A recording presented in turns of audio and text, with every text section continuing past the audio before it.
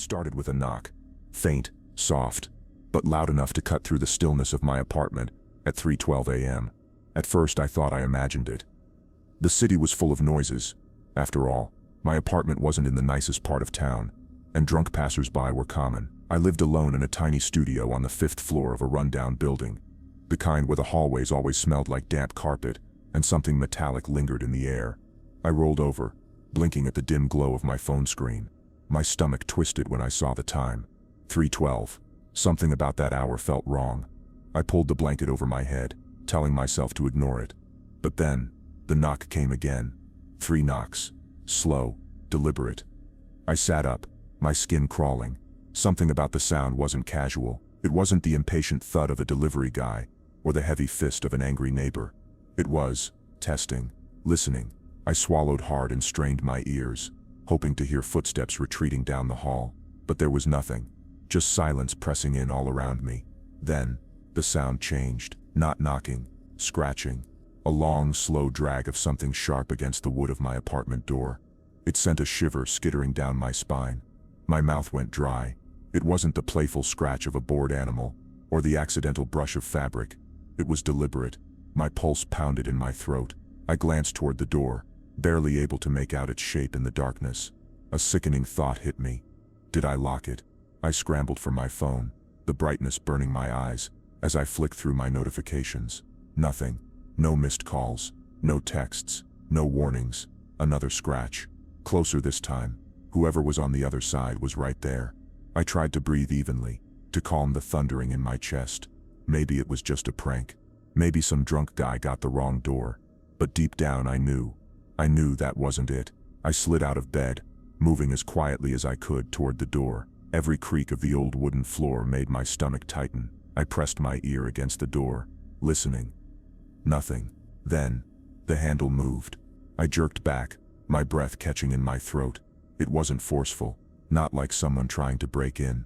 It was testing, like someone was seeing how far they could turn it before it gave way. I reached for the deadbolt with trembling fingers, praying to God it was locked. Click. I nearly collapsed in relief. The deadbolt was secure, but then, tap. A single, soft tap against the peephole. My stomach turned to ice. Whoever was on the other side wasn't knocking anymore. They were acknowledging me. I wasn't thinking. I wasn't breathing. I was just frozen in place, staring at the door, at the tiny peephole that suddenly felt like a gaping abyss. I should have ignored it, should have backed away, grabbed my phone, called someone, anyone. But instead, I looked. I pressed my eye to the peephole, expecting to see nothing. But there was something, someone. A figure stood just beyond the dim hallway light. But they weren't facing the door. They were facing sideways, still, unmoving, like they were waiting. My pulse hammered. I wanted to believe it was just a shadow, a trick of the bad lighting. But then, they moved. Not a step, a tilt. Their head slowly, unnaturally, tilted toward the peephole. They knew I was watching. I stumbled backward, biting down a gasp. My vision swam, my body screaming at me to run. But to where? The apartment was small. There were no exits, just me, the door, and them. The handle rattled again. This time it wasn't testing, it was turning. They were trying to get in. I lunged for my phone, my fingers shaking as I tapped the emergency dial. 911. Ring. The handle stopped moving. Ring. I swallowed hard, my entire body rigid as I stared at the door. 911. What's your emergency? The words were a lifeline. I opened my mouth to speak, to beg for help. But then, knock. This time, the sound wasn't coming from the door. It was coming from inside the apartment. The air left my lungs. The phone slipped from my fingers, landing on the floor with a dull thud. I didn't move. I couldn't. My limbs felt disconnected from my body, my brain struggling to process the impossible. There was no one else in here. I turned slowly, every inch of my body screaming to run, but my legs wouldn't obey. The closet door was open, just a sliver. It had been closed before. I stared at the dark gap, my breath coming in shallow gasps. The apartment was small. I would have heard someone come in, but the knock had been real. It had been right behind me. A slow, creeping dread filled my chest as a realization settled over me. The person at the door, they weren't trying to get in. They were trying to keep me from seeing what was already inside. I didn't move. I couldn't. The knock had come from inside my apartment. It wasn't possible. It wasn't possible. I had been alone all night.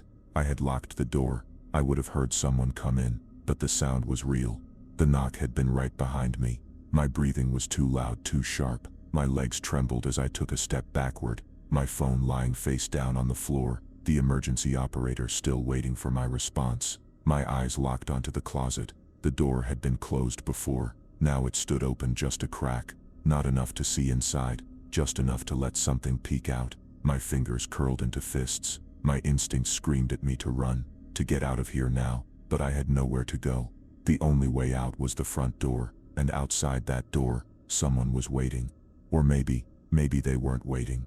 Maybe they were stalling. My stomach twisted into knots. The person outside wasn't trying to break in. They were trying to keep me from seeing what was already here. A single, shaky breath left my lips. My ears strained in the silence, trying to pick up any sign of movement, but there was nothing. No footsteps, no rustling fabric, just the quiet hum of the city outside. I reached down slowly, my fingers wrapping around my phone. The screen was still lit, the call still active. I brought it to my ear. Hello, I whispered, my voice barely audible. Hello, can you confirm your emergency? The operator asked. I licked my dry lips, my mouth struggling to form words. There's someone outside my apartment, and I think there's someone inside too. The words felt unreal, like they belonged to someone else. Are you in a safe location? The operator asked, their voice professional and steady. Nowhere was safe. I squeezed my eyes shut. I don't know, I admitted. We have officers on the way, they said. Stay on the line with me. I nodded, even though they couldn't see me. My gaze flickered back to the closet. The crack in the door looked wider than before. My breath hitched. Had it moved? I took another step back, pressing myself against the cold wall. Every nerve in my body screamed at me to run, to throw open the door and get out, but my feet refused to move. A floorboard creaked, not under me. Inside the closet, my grip on the phone tightened. My heart was hammering so hard I thought it might burst. I needed to do something. I swallowed hard, forcing my voice to stay even. Hello, I called out. Silence. For a long, agonizing moment, there was nothing. Then, a whisper, a soft, rasping voice from inside the closet. Don't look. The words weren't a threat. They weren't a demand. They were a plea, a desperate, broken whisper that sent ice crawling up my spine. I choked on a breath, my pulse roaring in my ears. Who's there? I stammered. Silence again. Then, something shifted behind the door. The crack widened. I saw movement. A shadow. No, not a shadow. A hand, fingers curled around the edge of the door, just barely visible in the dim light. The skin was pale and stretched thin. Too long, too wrong. My knees nearly buckled. The whisper came again. Please don't look. The closet door moved, just an inch more, and I saw it. A single, glassy eye, wide and unblinking, peering through the crack. Not human, not alive. My body reacted before my brain did. I screamed, lurching backward, the phone slipping from my grasp. I turned, grabbing for the door handle, fighting to unlock it. From inside the closet, something slammed against the wood. I cried out, wrenching the deadbolt free, and throwing the door open. The hallway was empty. The figure that had been standing outside was gone. I didn't think, I just ran, barefoot, stumbling, nearly falling down the stairs in my rush to get away. My vision blurred with panic, my breath coming in ragged gasps. I didn't stop until I was outside, under the sickly glow of the streetlights. The night air hit me like a punch, cold and sharp against my sweat-drenched skin. My chest heaved as I spun around, half expecting something to be following me, but the building loomed behind me, silent and dark. No movement, no sound. I stood there trembling, until flashing red and blue lights appeared down the street. The police. It took them less than 3 minutes to clear my apartment. They found no one inside. The windows were locked. The front door had never been opened. There was no sign of forced entry, and the closet, it was completely empty. The only thing out of place was my phone, lying face down on the floor. The call was still active. I picked it up with shaking hands. The operator was still on the line, but there was no sound, just breathing. Not mine, not the operator's, someone else. The line went dead. I stood there, phone in my shaking hand, my breath coming in ragged gasps. The police were still inside my apartment, their voices low as they checked the tiny space one last time. I heard the soft crackle of their radios, the routine calls confirming that my place was in their words secure, but they were wrong. I could feel it. Something was still there. Something had been there all along. An officer, a middle-aged guy with tired eyes, approached me on the sidewalk. "Miss, are you sure someone was inside?" I swallowed hard, my mouth dry as sandpaper. Yes, I heard them. I saw. My voice caught. Because what had I seen? The whisper, the hand, the eye. No one would believe me. The officer's expression softened. He gave me a small nod, the kind that said he had seen too many people shaken by too many unexplainable things. "We checked every inch. No signs of entry. No one hiding inside. Your front door was locked when we arrived." My stomach twisted. "I know. I locked it before I left." "Then no one could have gotten in," he said. "But they had. I knew they had." I took a shaky breath, trying to steady myself. "What about the call?" I asked. I was still on the line when I ran out. Someone was breathing. The officer exchanged a glance with his partner, a younger woman who had been speaking into her radio. She hesitated before stepping forward. "We pulled the call records," she said. "Your 911 call lasted for approximately 6 minutes. I frowned. "That's not right. I was on the line way longer than that." She shook her head. "The call ended just before you reached the sidewalk." My blood ran cold. "No, it was still active when you got here." I heard breathing. The officer's expression didn't change, but I saw the way his fingers tensed at his belt. "Miss, I'm not sure what happened tonight, but I'd recommend staying somewhere else for a few days." I blinked at him. "You think I imagined it?"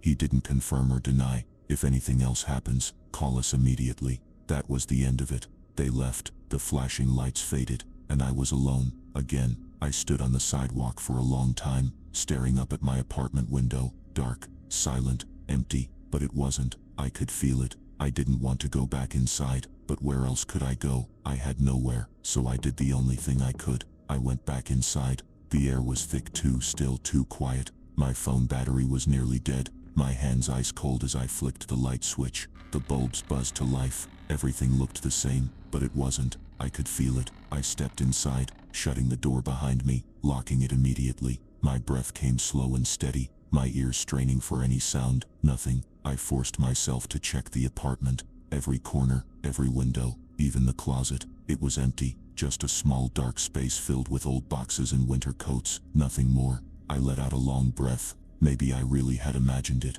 Maybe the stress, the fear, it had all gotten to me. I turned to leave the closet, reaching for the door. It slammed shut. The air rushed out of my lungs. I spun, shoving at the door, my heart leaping into my throat, but it wouldn't budge. Something was holding it shut. No, someone. The darkness pressed in around me. My pulse thundered in my ears, and then, a whisper, right behind me. "Why didn't you listen?" My breath hitched. The voice was different now. Not a plea, not desperate. It was angry. I whirled, my back pressing against the door, but I couldn't see anything. The closet was too small, too dark. Then I felt it, the softest brush of fingers against my arm. I wasn't alone. I shoved against the door, screaming, clawing at the handle. My fingers fumbled, shaking, slick with cold sweat, and then it opened. I stumbled out, gasping, falling to my knees. The apartment lights flickered wildly, the air heavy, pressing, suffocating, then silence. I scrambled to my feet, slamming the closet door shut. My hands shook as I locked it. The room was still. My breath came in sharp, shuddering gasps. Slowly I backed away. The apartment looked the same, but it wasn't, because I wasn't alone. Not anymore, and I never would be again.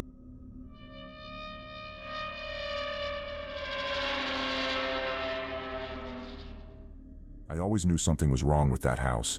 Even before I moved in, something about it felt off. Not in an obvious haunted house way.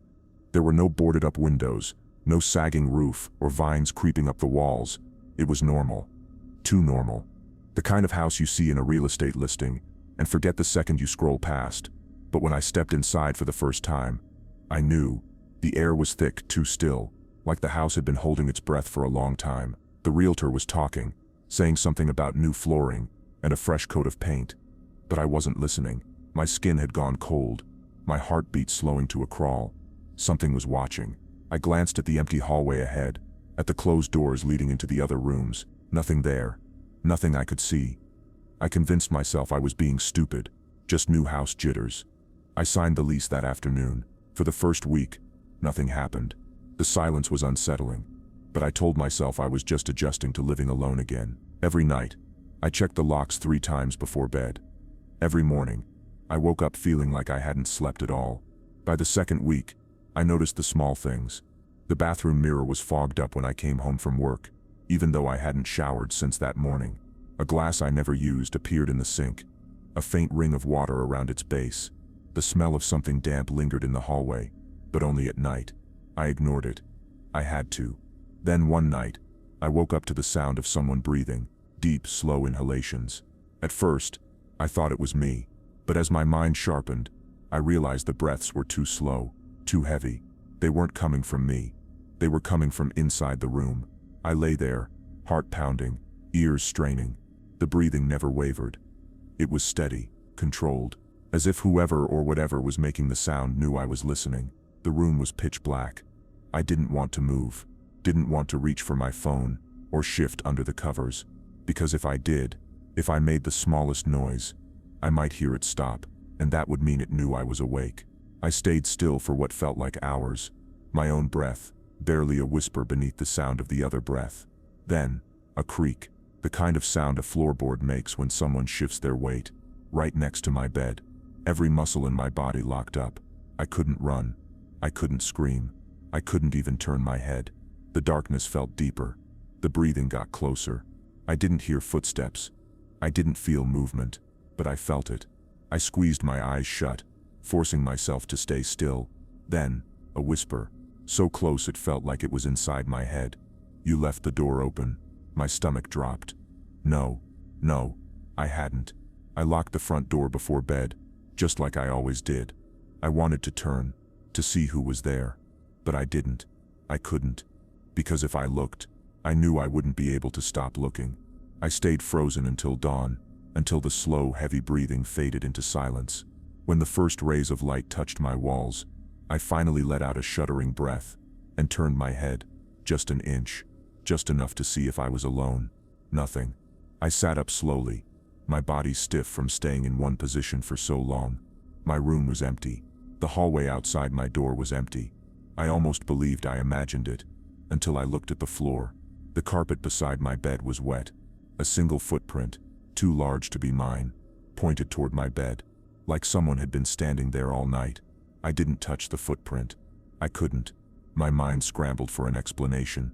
Leaking pipes, condensation. Maybe I stepped there myself after a late-night bathroom trip, but I knew the truth. I hadn't left my bed, and the shape of the footprint, it wasn't mine. I swallowed hard, forcing my breath to steady. Sunlight had already stretched across my bedroom floor, chasing away the dark. I told myself that meant I was safe, but I didn't feel safe. For the rest of the day, I kept glancing at my bedroom door, half expecting to see someone standing there. But the house was quiet, still, too still. That night, I debated sleeping in my car, or a hotel, or anywhere but here. But I didn't, because I knew that if I left, it would feel like admitting something was wrong. And if I admitted something was wrong, it would get worse. So I forced myself to go to bed like normal. I checked the front door lock. I checked all the windows. I left a lamp on in the hallway, just enough light to remind myself there was nothing there. Then I crawled under the covers and waited for sleep to take me. Hours passed. My body was exhausted, but my mind refused to shut down. Every tiny creak, every shift in the walls made my breath catch. I didn't know how long I lay there, staring at the ceiling, too scared to close my eyes. Then, a sound, not a creak, not the house settling, something soft, something slow, breathing, the same breathing as last night. My stomach clenched. It wasn't coming from inside my room this time. It was coming from the hallway. I squeezed my eyes shut, willing it to go away, but it didn't. The breaths grew louder, closer. The sound of bare feet pressed against the floorboards. Slow, deliberate. I heard the soft click of my bedroom door handle turning. I wanted to scream, but I didn't. I couldn't. The door creaked open, inch by inch. The air shifted. A weight pressed against the room. I didn't look. I knew if I did, if I so much as moved, it would know. It would see me, and it would know I saw it too. I stayed perfectly still, barely breathing, and then, I felt it. A presence, standing over me, close enough to touch, close enough to hear its breath, slow, measured, wrong. A long silence stretched out between us. Then, so soft I almost didn't hear it. "You're awake, aren't you?" My chest locked up. A whisper, right by my ear. Not curious. Not surprised. Amused. The bed shifted. A slow, sinking pressure on the mattress. It was sitting down. I could feel its weight pulling me toward it. A gentle shift in the blankets. I clenched my fists, willing myself not to shake, not to move, not to breathe too hard. A cold, damp sensation brushed against my arm. Fingers, just barely grazing my skin. "I can hear your heart beating." I bit my lip, my body trembling with the effort to stay frozen. "You left the door open again." "No." I locked the front door. I was sure of it. I was sure. A long, shuddering exhale left its lips, as if it was savoring this moment. Then, the mattress lifted. The weight was gone. The air shifted. The thing beside me stood up. I kept my breathing steady, fighting the urge to bolt, to run out of the room and never come back. But I didn't, because I knew it wasn't gone yet. It was waiting. I could feel it standing at the edge of my bed, watching me. Minutes passed, maybe hours. Then, soft footsteps, slow and careful, moving toward the door. A creak, a pause. Then, a whisper. "Next time I'll make sure you see me." The door closed. The air lightened. I was alone. I stayed frozen until the sun rose. Only then did I turn my head. The room was empty. But the door was open. And on the floor, in the same wet footprints as before, a trail leading from my bed to the hallway. I didn't sleep the next night. I tried. I lay in bed, eyes squeezed shut, my body curled under the blanket like it could somehow protect me. But every sound, the house settling, the distant hum of traffic outside, sent a shiver down my spine. I wasn't safe here. I knew that now. But I couldn't leave, because something told me if I left, if I ran, it would follow. So I did the only thing I could. I waited. Hours passed. My bedside clock ticked away the minutes, dragging me closer and closer to 3 a.m. That was when it always happened. That was when I would hear it. The breathing. I watched the shadows shift on my walls, my hands clenched under the covers. The air in the room felt wrong, thicker than before, heavier, like the walls were pressing in around me. I checked my bedroom door again, still open. I had tried to close it earlier, but it wouldn't stay shut. No matter how many times I turned the knob, no matter how hard I pushed, it always creaked open. Just enough to leave a gap, just enough for someone to watch. I swallowed hard, forcing my pulse to slow. 3:07 a.m. Any second now. I waited. I listened. The air in the room grew colder. My skin prickled with a slow creeping dread. Then, a breath. Deep, slow, coming from the hallway. It was back. I stayed completely still, staring at the ceiling, my body tense with the effort to not react. The breathing grew louder, closer. Soft footsteps pressed against the wooden floor. I squeezed my eyes shut. I knew what would happen next. The footsteps would pause outside my door. The handle would turn. It would wait, standing there, watching, breathing, waiting for me to move. But this time, it didn't stop at the door. The footsteps kept coming, closer, into my room. I choked on a breath, my hands gripping the blanket so tightly my knuckles ached. The air felt thick, charged with something unseen, something wrong. I felt it standing there, right beside my bed, not moving, not breathing, just waiting. A whisper crawled through the silence. "You shouldn't have stayed." My throat closed.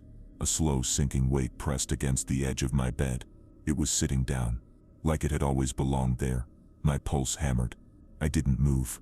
I didn't breathe. Then, a hand slid under the blanket. Cold, damp, fingers brushing against my wrist. I jerked back, breaking the silence, breaking the moment. My breath left me in a sharp gasp as I threw myself off the bed, crashing onto the floor. The blanket slid away. I saw it, and it saw me. A shape tall, impossibly thin, its head tilted too far to one side. Its eyes, too large, too black, too empty.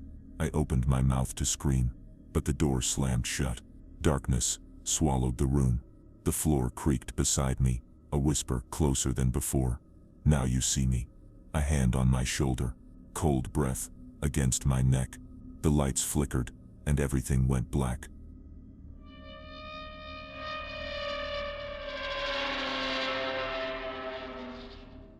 I wasn't supposed to be driving that late.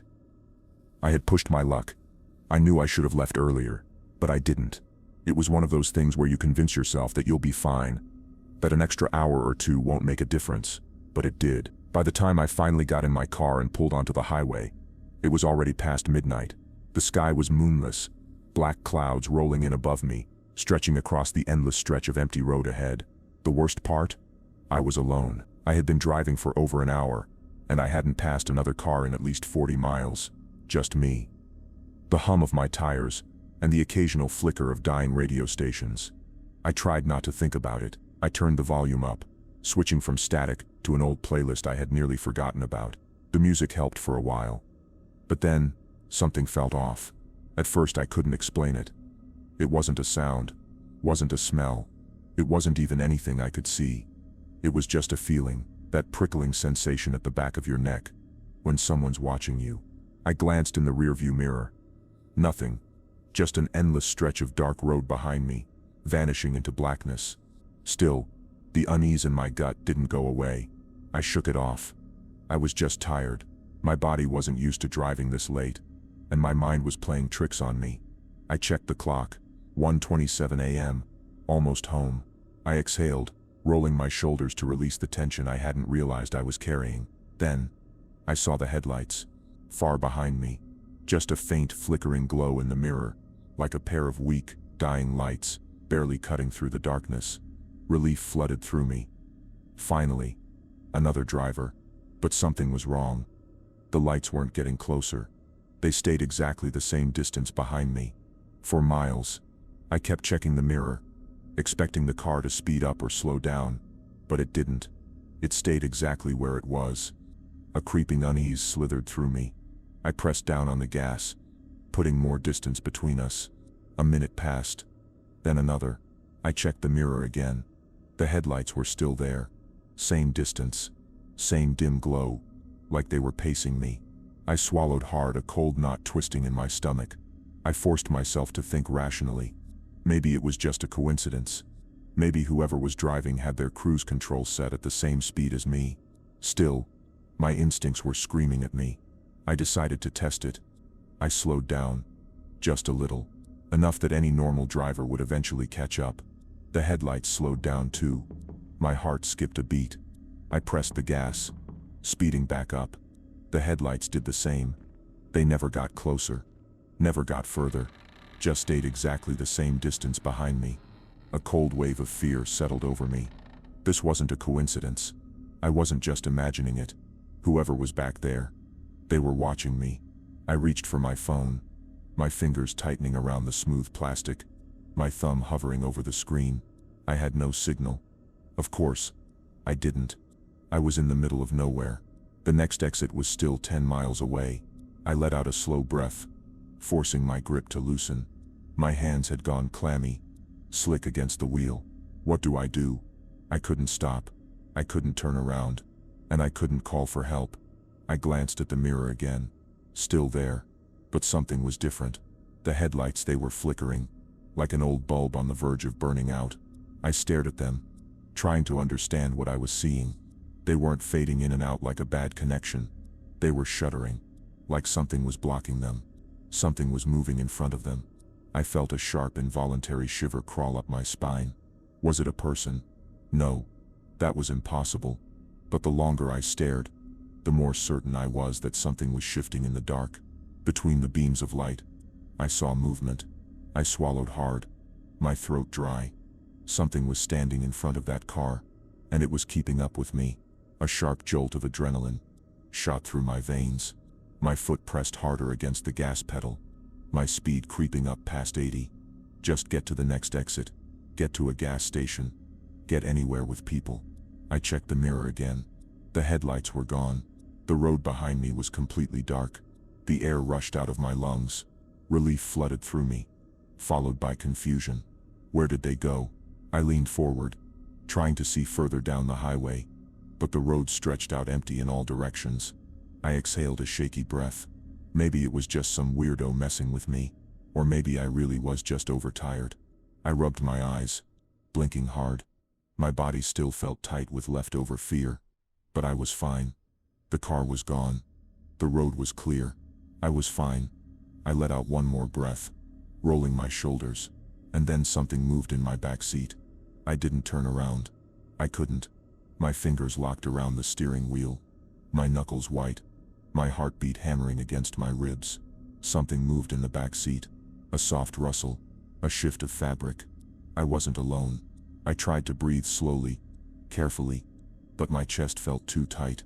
My mind scrambled for an explanation. Had I left something back there? A bag? A jacket? No. It was a person. I could feel it.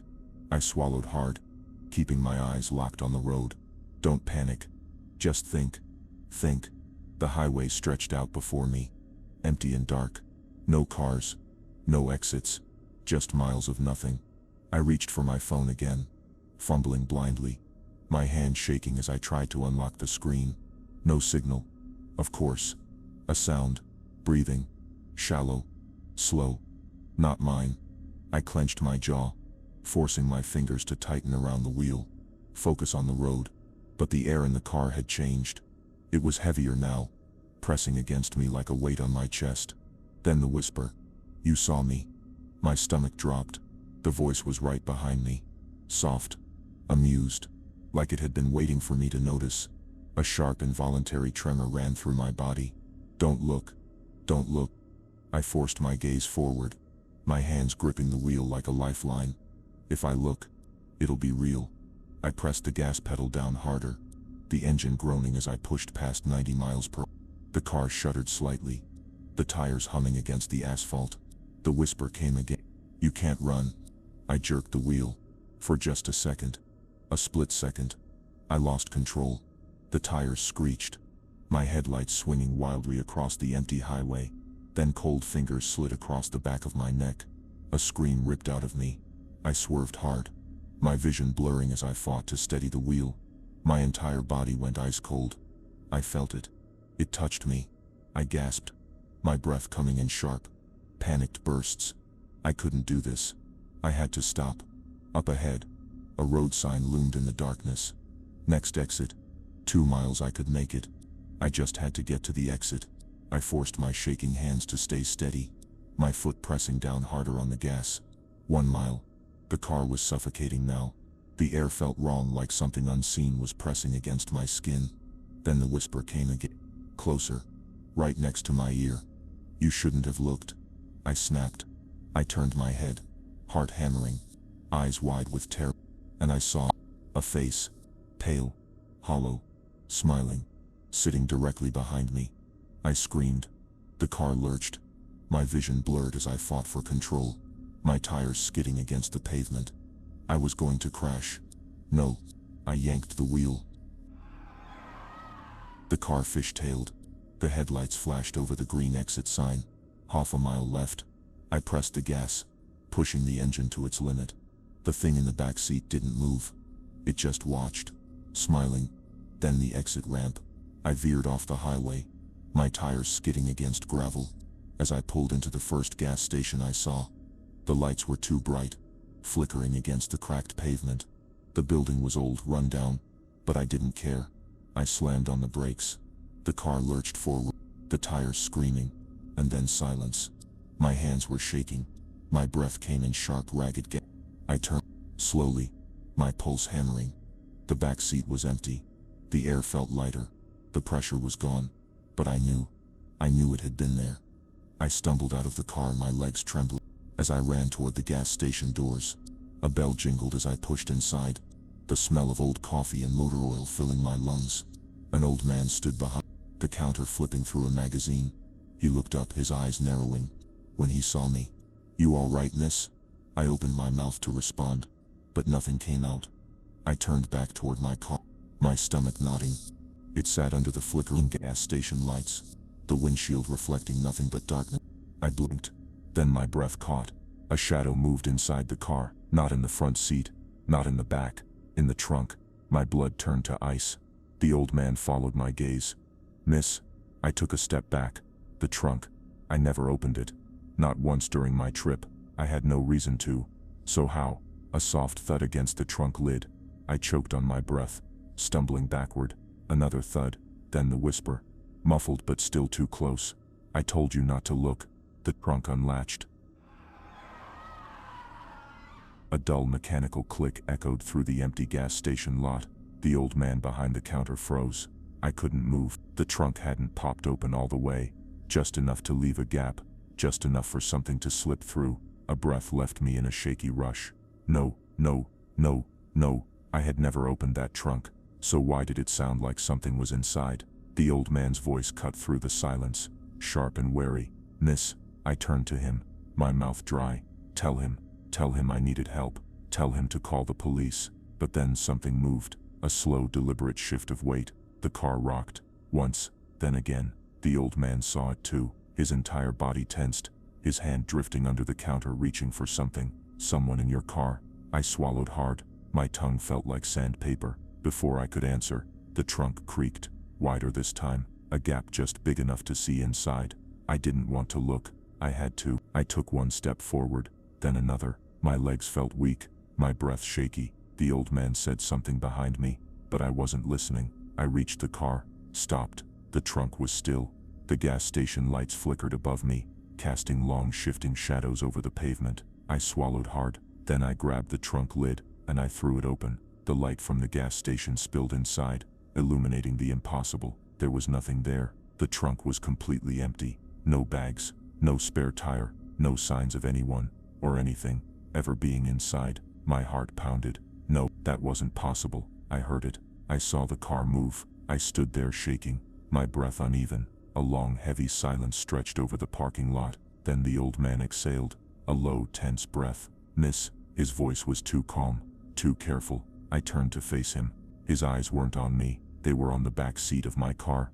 I felt my stomach drop. The car door was open, not the driver's side, not the passenger's, the back seat, the same door I had locked. I hadn't heard it open, I hadn't seen it move, but it was open now. I took a step back, my body locking up with instinctive terror. No, the old man moved, stepping out from behind the counter, his gaze still locked on the car. I turned back toward it. The gas station lights buzzed above us. The car sat silent, empty, but it wasn't empty. I could feel it. Something was still inside. I couldn't breathe. My fingers curled into shaking fists. The old man spoke again. His voice was low, careful. Get inside. I blinked. What? He didn't look at me. Now, something about the way he said it. Not a suggestion, a warning. I took another step back, then another. The glass door swung shut behind me. The lock clicked. I turned. The old man locked the door. Then he grabbed the store remote, pressing a button. The floodlights above the parking lot cut out. Darkness swallowed the lot. I gasped, spinning back toward the car, but in the dark I could barely see anything. Just shadows, just movement, a shape, something shifting in the back seat. I tried to scream. The old man's hand clamped over my mouth. I froze. His grip wasn't rough. He wasn't hurting me, but his other hand was shaking. He whispered, don't move. I couldn't breathe. My pulse roared in my ears. He waited. I waited. I waited. My entire body was trembling, desperate to run. But then I saw it, through the glass, in the blackened parking lot. A face, not in the car, not in the back seat, in the gas station window, looking in. My breath hitched. It was too tall, standing against the glass, its face level with mine, the eyes dark, empty holes, its head tilted, too far, too wrong, and its mouth, it was smiling. I whimpered. The old man's hand tightened over my mouth. He was watching it too. Then so softly I almost didn't hear it. It tapped on the glass, not loudly, not hard, just once. Then it stepped away, into the darkness, gone. The old man let out a slow breath. He released me, his hands shaking. Neither of us spoke, neither of us moved. Minutes passed. I don't know how long we stood there listening to the silence outside. Then finally the old man whispered, don't go back to your car. I turned to him, but his eyes met mine. That thing didn't follow you here. My stomach dropped. What? He swallowed. It was already in your car when you got here. I stopped breathing. The room tilted. The weight of his words hit me like a truck. It had been there the whole time, from the moment I left, from the moment I left, from the moment I got on the highway, from the moment I saw those flickering headlights. I couldn't speak. I couldn't think. I just stood there, my entire body locked in cold horror. Then outside, a car engine revved. Not mine. Another. The old man went rigid. Then headlights flashed on. A car peeled out of the lot. We watched it go. No driver, no one inside. But as it disappeared into the darkness, I swore I saw someone sitting in the back seat.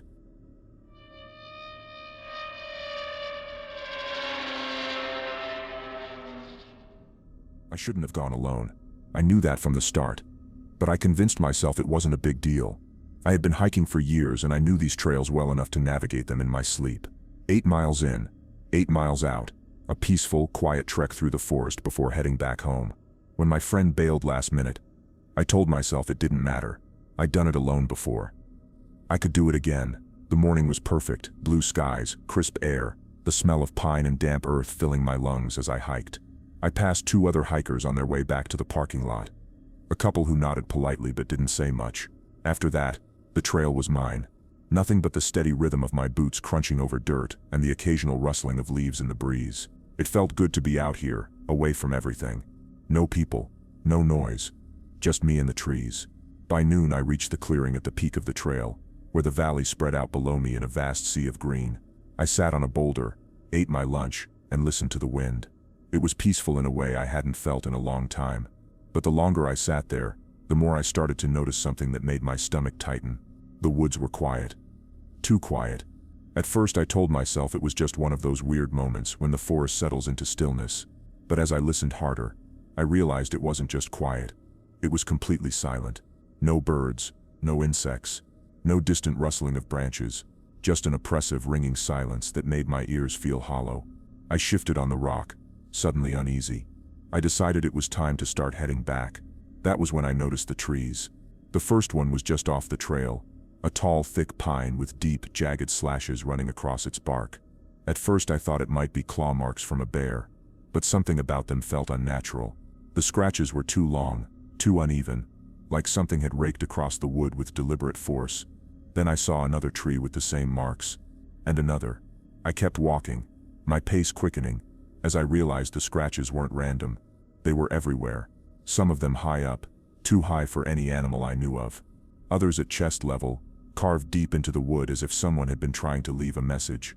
I ran my fingers over one of the grooves, feeling the rough edges where the bark had been torn away. It was fresh. I shook off the unease and kept moving, pushing the thought away. But then I saw something half buried in the dirt just ahead. A shoe. It was old, the fabric discolored and stiff, but still intact. The laces were still knotted, like someone had just slipped it off and left it behind. I glanced around, expecting to see more. Another shoe, maybe, or footprints in the dirt. But there was nothing, just the lone shoe sitting there, out of place, waiting. A chill crawled up my spine. Something about it felt wrong. It wasn't just lost. It had been left there. I checked my phone, my fingers clumsy as I pulled it from my pocket. No signal, no surprise. I stuffed it back in my jacket, forcing a deep breath, and started moving faster. My brain was starting to cycle through possibilities I didn't want to consider. Then I heard it. A whistle, soft, hollow, human. I froze, my heart slamming against my ribs. It came from somewhere off the trail, just beyond the trees. I turned slowly, my breath caught in my throat. Nothing but woods. Then it came again, closer, right behind me. I spun around so fast I nearly tripped over my own feet. And that was when I saw it. A figure stood between the trees, half hidden in the shadows, motionless, watching me. Their face was obscured by the branches, but I could see their shape, tall, too tall, standing perfectly still like they had been there all along. A wave of cold washed over me. Then they stepped forward. I ran. I didn't think.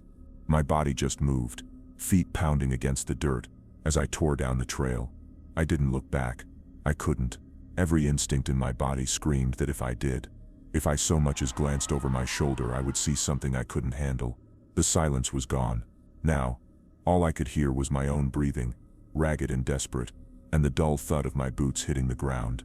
I didn't know where I was running. I just knew I had to get away. Then, cutting through the trees like a blade, I heard it again. The whistle, but this time, it was coming from in front of me. I skidded to a stop, my lungs burning, the taste of copper in my mouth. My hands trembled as I turned my head, scanning the path ahead. Nothing, just trees and the long stretch of trail, leading down the mountain. But it didn't make sense. I had been running straight. There was no way, No way that someone had gotten ahead of me. I took a step back. My whole body felt wired, my pulse pounding so hard I could hear it in my ears. I turned off the trail, crashing through the underbrush, branches whipping against my arms and legs as I pushed forward. I had to get out of here. Then I saw them. Footprints. Fresh. Human. They led into the trees, weaving through the undergrowth. My breath came fast and shallow. Someone else had been here. Maybe another hiker. Maybe someone lost. Or maybe... I swallowed, my throat dry, and followed them. The footprints led deeper into the woods, far from the main trail. But something was off. They didn't turn, didn't curve. They just kept going, in a straight line, further into the dark. I slowed down, a horrible realization settling over me like ice. The footprints only went one way. There were no prints leading back. Whoever made them, they never came out. And I had just followed them in. I turned too fast, my foot catching on something beneath the leaves.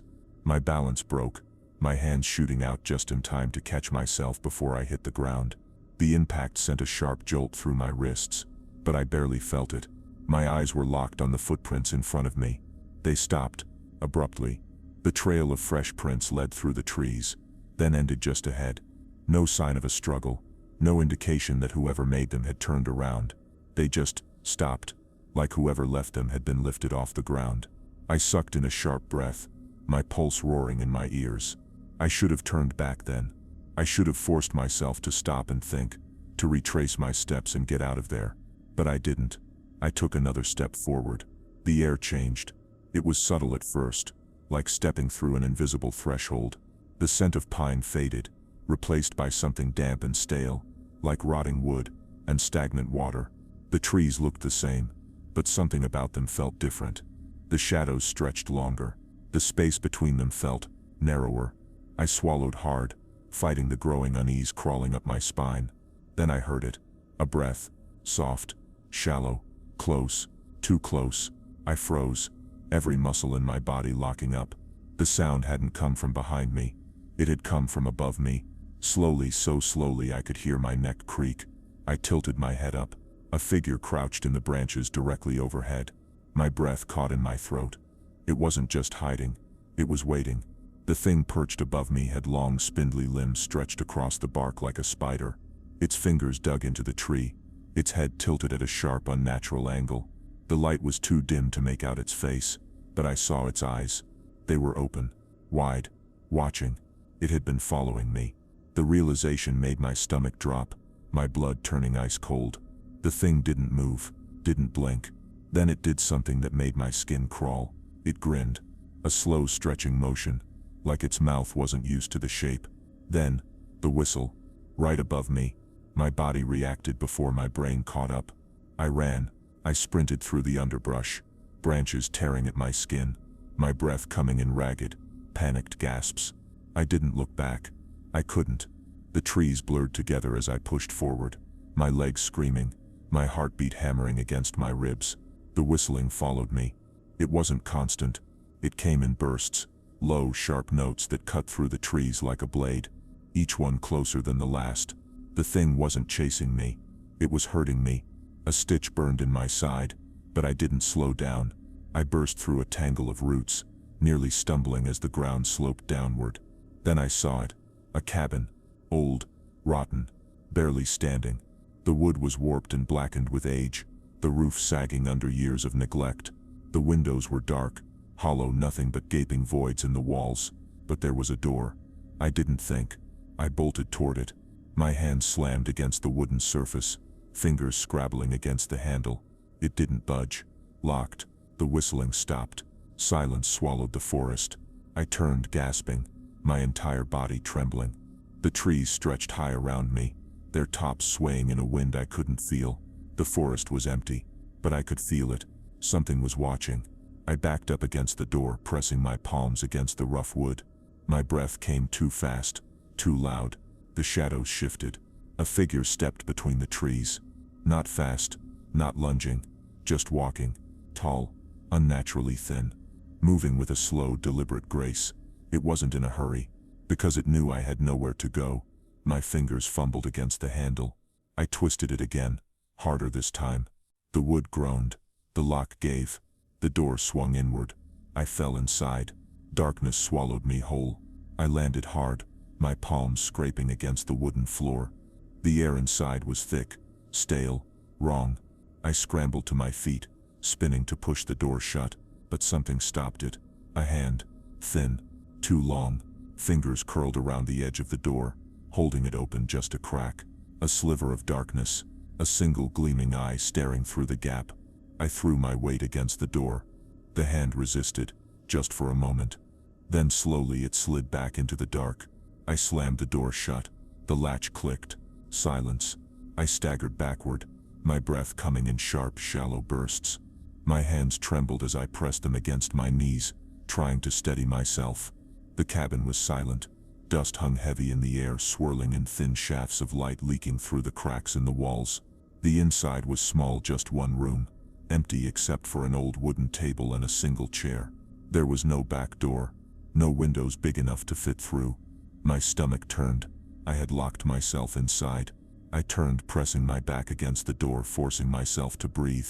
My pulse pounded in my ears. Outside, the trees whispered. Something shifted beyond the wooden walls. Then, a soft tap against the door. Once, twice. Then a whistle. Low, slow. Right outside. My fingers dug into my palms. My body refused to move. Then a voice. Not a whisper. Not a growl. Something else. Something wrong. Let me in. The voice came again. Let me in. Not a demand. Not a whisper. A mockery. Like it was playing with the words, testing how they felt on its tongue. I flattened myself against the door, my pulse pounding in my ears. My fingers dug into the wood, my breath coming too fast, too shallow. I couldn't speak. I couldn't move. Outside, something shifted. Footsteps, slow, deliberate, pacing back and forth just beyond the door. I swallowed hard, forcing my hands to stop shaking. My mind screamed at me to move, to find a way out, but my body wouldn't obey.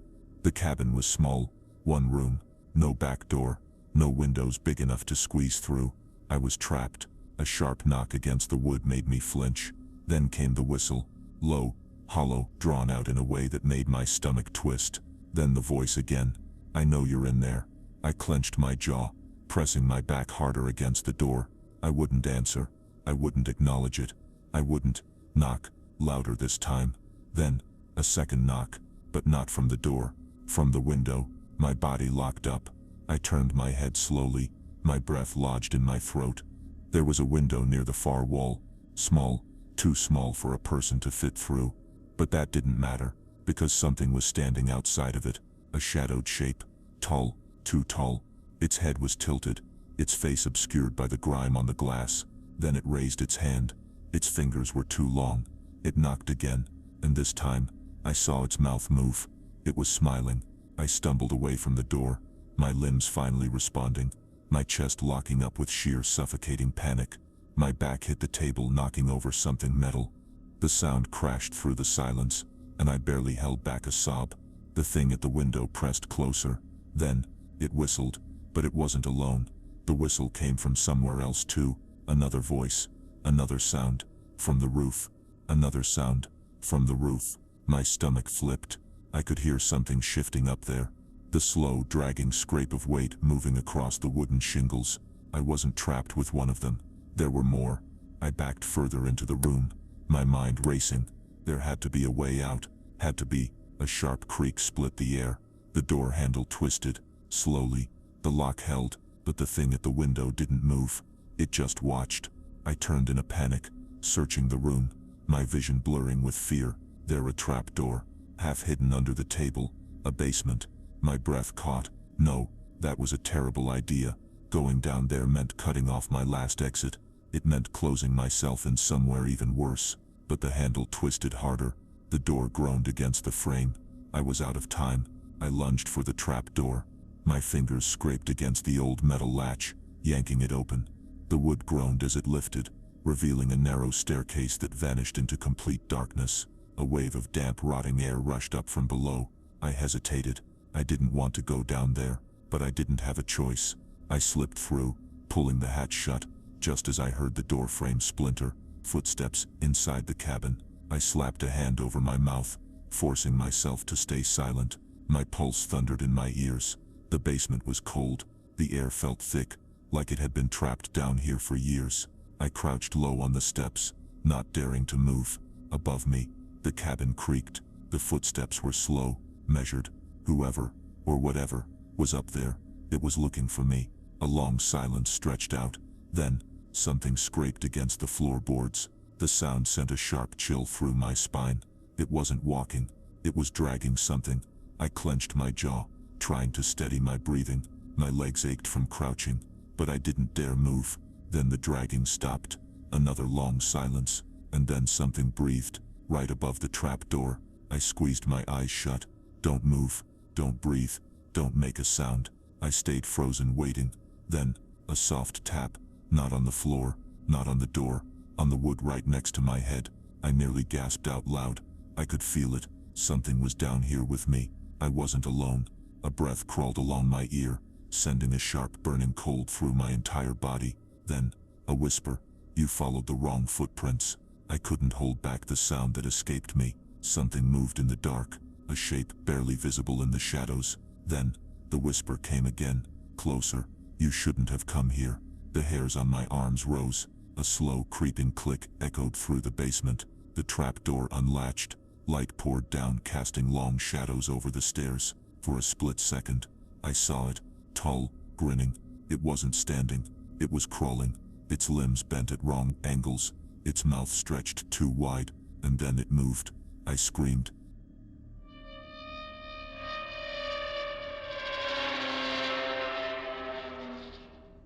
The night shift was always quiet. That's why I took the job. I liked the silence. No coworkers, no customers. Just me, my rounds, and a set of security cameras. 8 hours of walking empty halls, checking doors, and watching monitors. It wasn't exciting, but it was easy money. Or at least it was supposed to be. The office building was massive. 7 floors, endless glass walls, and rows of dimly lit cubicles that stretched into the dark. The kind of place designed to be sleek and modern. But at night it felt wrong. Too empty. Too still. By 9 p.m., the last employees were gone. By 10, I was completely alone. The first few weeks were uneventful. Just me, my flashlight, and the rhythmic clicking of my footsteps echoing through the vacant halls. I followed my routine. Check each floor. Lock every door. Watch the cameras. Repeat. Then, things started changing. It was little things at first. The first time I noticed something was off, it was just a door. One of the side offices, 3rd floor, room 309. I passed by during my first patrol. Door was open. Not all the way, just a crack, enough to see inside. That was strange. I swore I'd locked it the night before. I reached out, nudging it open. The office was empty, dark, undisturbed. Nothing out of place, no sign of movement. Still, I shut the door, locked it, moved on. An hour later I came back. The door was open again. I stopped cold, my pulse skipping. No way. I knew I locked it. I pushed it open again, stepping inside this time. The air was cold. The office was just a small room, desk, chair, filing cabinet. Nothing special, nothing that should have been touched. I flipped on the light. Everything looked the same. Then I noticed the chair. It had moved. Not by much, just a few inches back from the desk, but enough. Enough to know that someone, or something, had been here. I scanned the room, my breath catching in my throat. The walls were glass, just like the rest of the building, but outside was nothing but dark, empty halls. No one there. No movement, just the reflection of the room staring back at me. I backed out slowly, shutting the door again, making damn sure I locked it this time. I kept moving. The rest of my rounds were normal. No more open doors. No more misplaced chairs. I told myself I was just tired, that I was imagining things, until I checked the cameras. I sat down in the security room, flipping through each feed one by one. Most of the screens showed the same thing. Empty hallways, dark offices, nothing moving. Then I got to camera 12. It was aimed at the 3rd floor, right outside room 309. My stomach dropped. The door was open. But that wasn't the worst part. The chair, the one that had been pulled back from the desk, it was moving, slowly, rolling itself back into place. No one was there. I leaned closer, my eyes locked on the screen, watching as the chair shifted inch by inch. It wasn't fast. It wasn't sudden. It moved like someone had just stood up from it and pushed it back. Then the lights flickered. Just for a second, a quick sharp flash. When the feed came back, the chair was exactly where it had been before. I swallowed hard. My hands felt cold. Maybe the feed was lagging. Maybe it was just some kind of glitch. But I couldn't shake the feeling that something was wrong. I flipped through the rest of the cameras, my nerves on edge. Nothing. The building was empty. I exhaled, rubbing my temples. It was just my mind playing tricks on me. That's what I told myself. That's what I had to believe. But then, I noticed something else. I flipped back to camera 12. The door to room 309. It was closed now. I stared at the screen, my pulse hammering. I hadn't seen it close, and the chair, it was closer to the desk again. As if someone had sat back down. A sharp chill crawled up my spine. I turned in my chair, staring at the office door that led to the hallway outside. The security room was down on the first floor, but I suddenly felt like, if I stepped out there, I wouldn't be alone. I tried to shake the feeling, but the unease stuck with me. I didn't go back up to the third floor right away. I told myself I'd check it on my next round. That was a mistake, because when I finally did, the door was open again. This time the lights were on. I hadn't turned them on. My hand hovered over my radio. I should have called it in, but to who? I was the only one working tonight. I stepped inside, my breath unsteady. The chair was pulled even further back, like someone had gotten up. The air was stale, heavy, carrying a faint smell of something I couldn't quite place, something old. I backed out, shutting the door harder than I meant to, locking it again for the third time that night. I turned and started back down the hallway. Then I heard it, a soft click. I stopped, turned around. The door was open. I felt something deep in my gut twist. My mind screamed at me to leave, but my feet moved forward, slowly. The office was just as empty as before. I flicked the light off, shut the door, turned the lock, stepped away. I made it 5 steps before I heard it. A whisper, right behind the glass. Too close. You're not supposed to be here. I didn't move. I couldn't. The whisper had been right behind the glass, so close I should have seen someone standing there. But the office was empty. The air felt wrong, heavy, like the room itself was waiting. I took a slow step backward, my hand gripping the radio at my waist. I thought about calling it in, but I knew how that would sound. Who would I even call? I was the only one here. I forced my feet to move, my boots echoing too loud as I made my way back toward the stairs. I didn't run. I didn't look back. But I felt it, the weight of something watching me. The second I reached the first floor, I locked myself in the security office, my breath uneven as I dropped into the chair. My fingers fumbled as I flipped through the cameras again. Everything looked normal. Then I got to camera 12. The office door was open again, but this time, a figure stood inside. I squinted, my pulse hammering. The feed flickered. The figure moved. Closer. I barely registered the breath, leaving my lips as I leaned in, my mind racing. The screen glitched again. The figure was at the glass, its head tilted too far to one side. It didn't move, didn't breathe, just watched. A sharp static crackled through the speakers. I flinched, my pulse spiking as the feed cut out completely. Black screen, then a single frame. For less than a second, an image flickered onto the monitor. The same figure, but this time, it was in the hallway, right outside the security room. I pushed back from the desk so fast my chair nearly toppled over. My breathing hitched, my hand fumbling for my keys. This wasn't possible. I reached for the door, hesitating. Silence. The hall was quiet.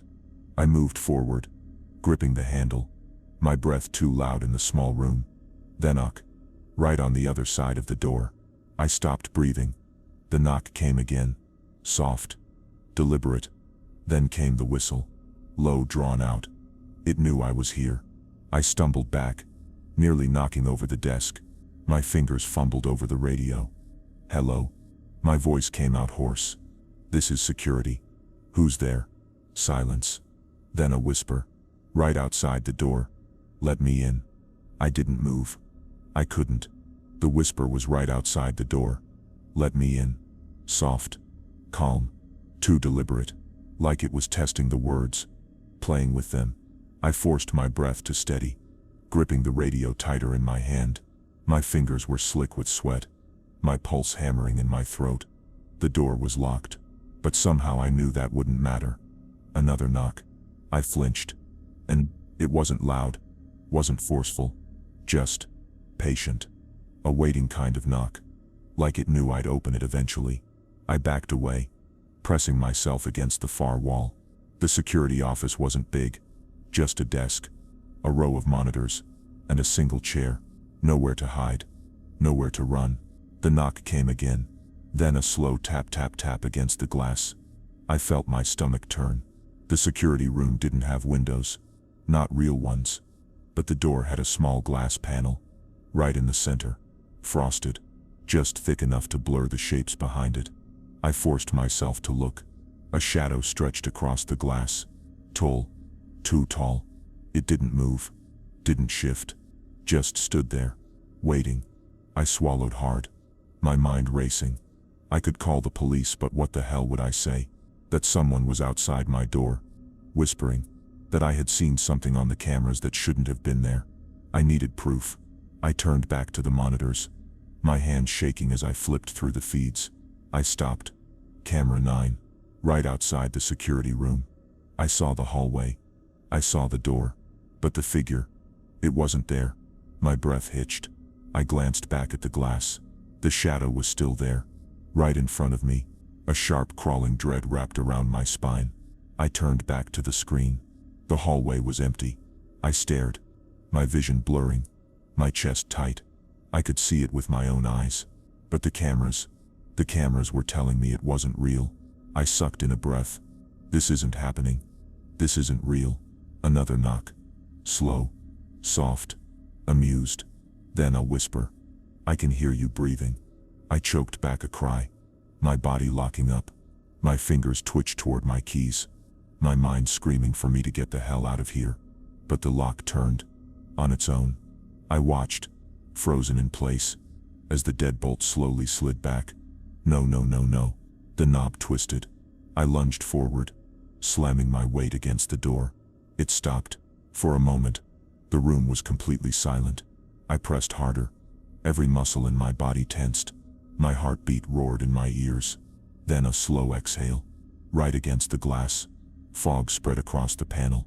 I felt it, not just outside the door, inside the room. A breath on my skin. I turned too fast.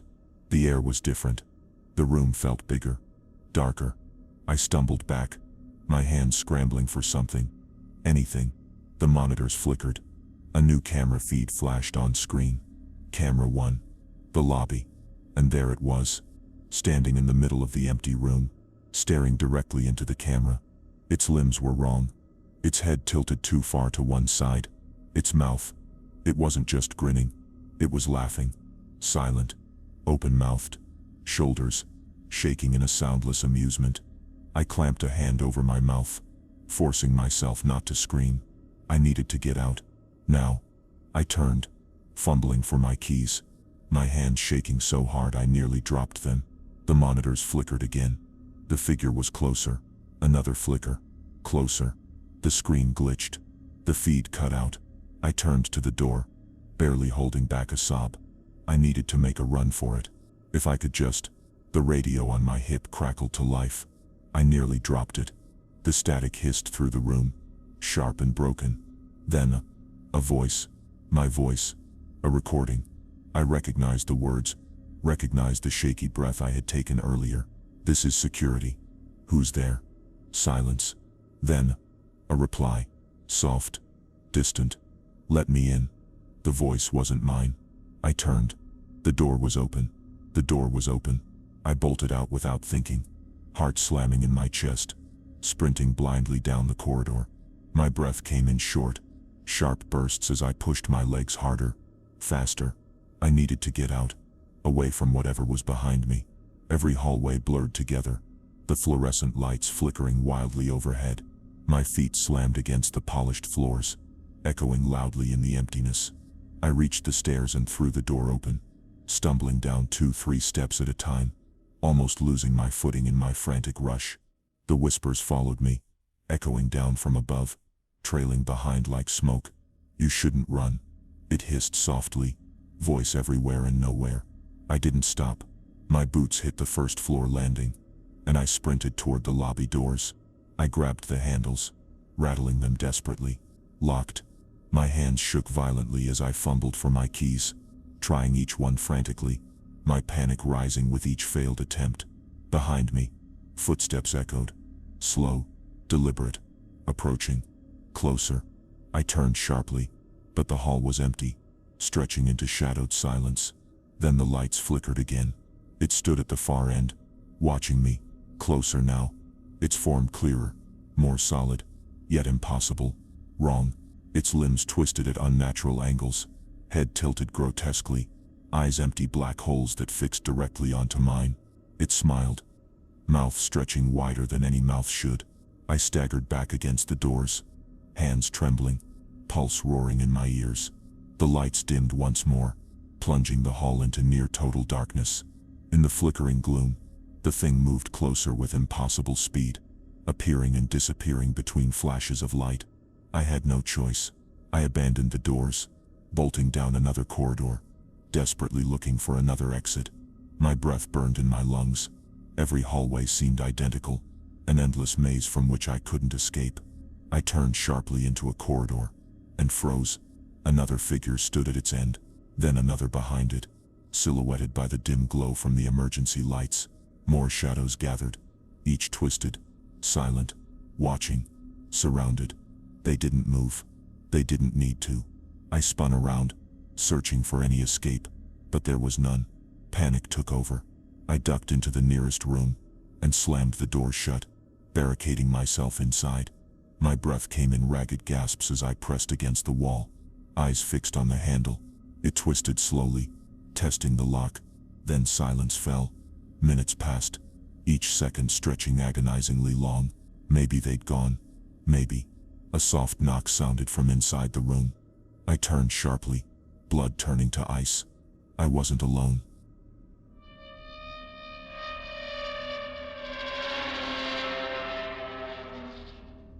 The call came just after midnight. I almost didn't answer. I was half asleep, barely registering the vibration of my phone against the nightstand. But then I saw the name on the screen. Ethan. I hesitated before picking up. We hadn't talked much lately. Not since he moved out of town. Life had gotten in the way, I guess. But as soon as I answered, I knew something was wrong. His breathing was heavy, uneven. "Man, I need you to come over." I sat up, rubbing my face. "Ethan, what's going on?" A long pause, then barely above a whisper. "Please." Something in his voice sent a chill through me. Ethan never sounded like this. I threw on a jacket, grabbed my keys and left without thinking. Ethan and I had been through everything together. If he needed me, I was going. The drive was long, the roads empty. His house was out by the woods, a place he'd rented after moving away for work. I'd only been there once before, but it had felt off, too isolated. Tonight it felt worse. When I pulled up, the house was dark, no lights, no movement, just the cold glow of the porch light flickering weakly. I hesitated before stepping out of the car. The air was too still. No wind, no sounds of crickets or rustling trees, just silence. I knocked once, twice, no answer. Then the door creaked open. Ethan stood in the doorway. At first I felt relief, but then I saw him. Something wasn't right. His eyes were too wide, like he hadn't slept in days. His lips pulled into a stiff smile that didn't reach his eyes. "Thanks for coming, man." His voice was calm now, too calm. I hesitated, studying him. The way he stood, too still, too rigid. His hands hung limply at his sides, fingers twitching like he was struggling to keep them still. A sharp, uneasy feeling settled deep in my stomach, but he stepped aside, letting me in. The second I crossed the threshold, my skin prickled. The house was cold, and it was completely empty. No furniture, no boxes, just bare floors and walls like he'd never actually moved in. The house smelled strange, not rotten, not moldy, just off. I turned to him, unease curling in my stomach. "Ethan, what's going on?" His smile stayed fixed in place. "I just needed to see you." The way he said it sent a chill through me. Then he closed the door and locked it. A small click echoed through the silent house, far too loud in the empty space. I turned slowly, my pulse suddenly too loud in my ears. The smile was still there, too wide, too forced. I forced a laugh, trying to shake off the growing dread twisting in my chest. "Dude, you good?" You sounded freaked out on the phone. "What's going on?" He tilted his head slightly, not in a confused way, more like studying me. "I am good," he said. "Better now that you're here." His voice was too steady, too rehearsed. I forced myself to hold his gaze, trying to ignore the way my hands had started to sweat. Something was very wrong. I took a small step back. "Listen, man, if something's up, just tell me." Ethan's smile didn't move. He just stared. The seconds stretched too long, the silence pressing against my ears. Then finally, he spoke. "You shouldn't have come." My throat went dry. "What?" His lips parted slightly, like he was about to repeat himself. Then he stopped. His whole body twitched, like something inside him had snapped, and his face changed. The fake smile was gone. For the first time since I arrived, he looked real, and he looked terrified. "You need to leave," he whispered. His voice was different now, urgent, shaky. Right now, every hair on my body stood on end. I took another step back, bumping into the door. My hand instinctively reached for the lock. Then, in an instant, his face shifted back. The eerie, stiff smile returned. His expression smoothed over, calm and relaxed again, like nothing had happened. But his eyes, they didn't match the smile. They were still full of fear. I turned the lock behind me, fingers fumbling, my heartbeat hammering against my ribs. The lock wouldn't budge. I tried again. His voice came too softly. "Why are you trying to leave?" I didn't answer. I couldn't. Ethan's question hung in the air, stretching between us like a trap. His expression was too calm, his body too still, but his eyes were begging me to run. My fingers curled around the door handle, sweat slicking my palm. I forced myself to stay steady, forcing a small nervous chuckle. "Dude, this isn't funny. I came all the way out here because you sounded like you were in trouble. And now you're..." Ethan moved. Not much, just a slight tilt forward, like he was waiting for me to finish my sentence, like he wasn't sure how he was supposed to react. My chest tightened. I took a slow step back. Ethan mirrored me. I stopped. So did he. I tried to laugh it off again, but the sound didn't come out right. "Ethan, what's going on?" He blinked once, then his lips parted slightly. Too slow, too controlled. "I'm just happy you're here." My stomach twisted. The way he said it, the exact same tone as before, no variation, like someone was pressing replay on a recording. I swallowed, every muscle in my body screaming that something was very wrong. "I should probably head out, man," I said carefully. "I got work early," and his head twitched. A small, sharp movement. Not natural, like his muscles had tightened all at once. "I just needed to see you." The same sentence, the same tone. My blood ran cold. "Okay," I said, my voice shaky. "You saw me. We're good. I'll text you tomorrow, all right?" I reached for the lock. Ethan's hand shot out, fingers wrapped around my wrist. Too fast, too strong. "You can't." My breath hitched. His grip was ice cold. "Ethan, let go." He didn't. For the first time his smile faltered. Just a flicker, like something inside him was slipping. "You have to stay." I yanked my arm back, but his grip tightened. Too tight. Pain shot up my wrist. I winced, struggling harder. "Ethan, what the hell?" His head jerked violently to the side, like he was fighting something. His fingers twitched against my skin. Then suddenly he let go. I stumbled back, rubbing my wrist. "What the hell is wrong with you?" Ethan didn't answer. His body was stiff, his chest rising and falling too fast. His lips barely moved. As he spoke, "I don't." His voice cracked. He gritted his teeth, eyes squeezed shut, body trembling. Then, so softly I almost didn't hear it, "It's not me." A sharp chill shot through me. Ethan's entire body convulsed.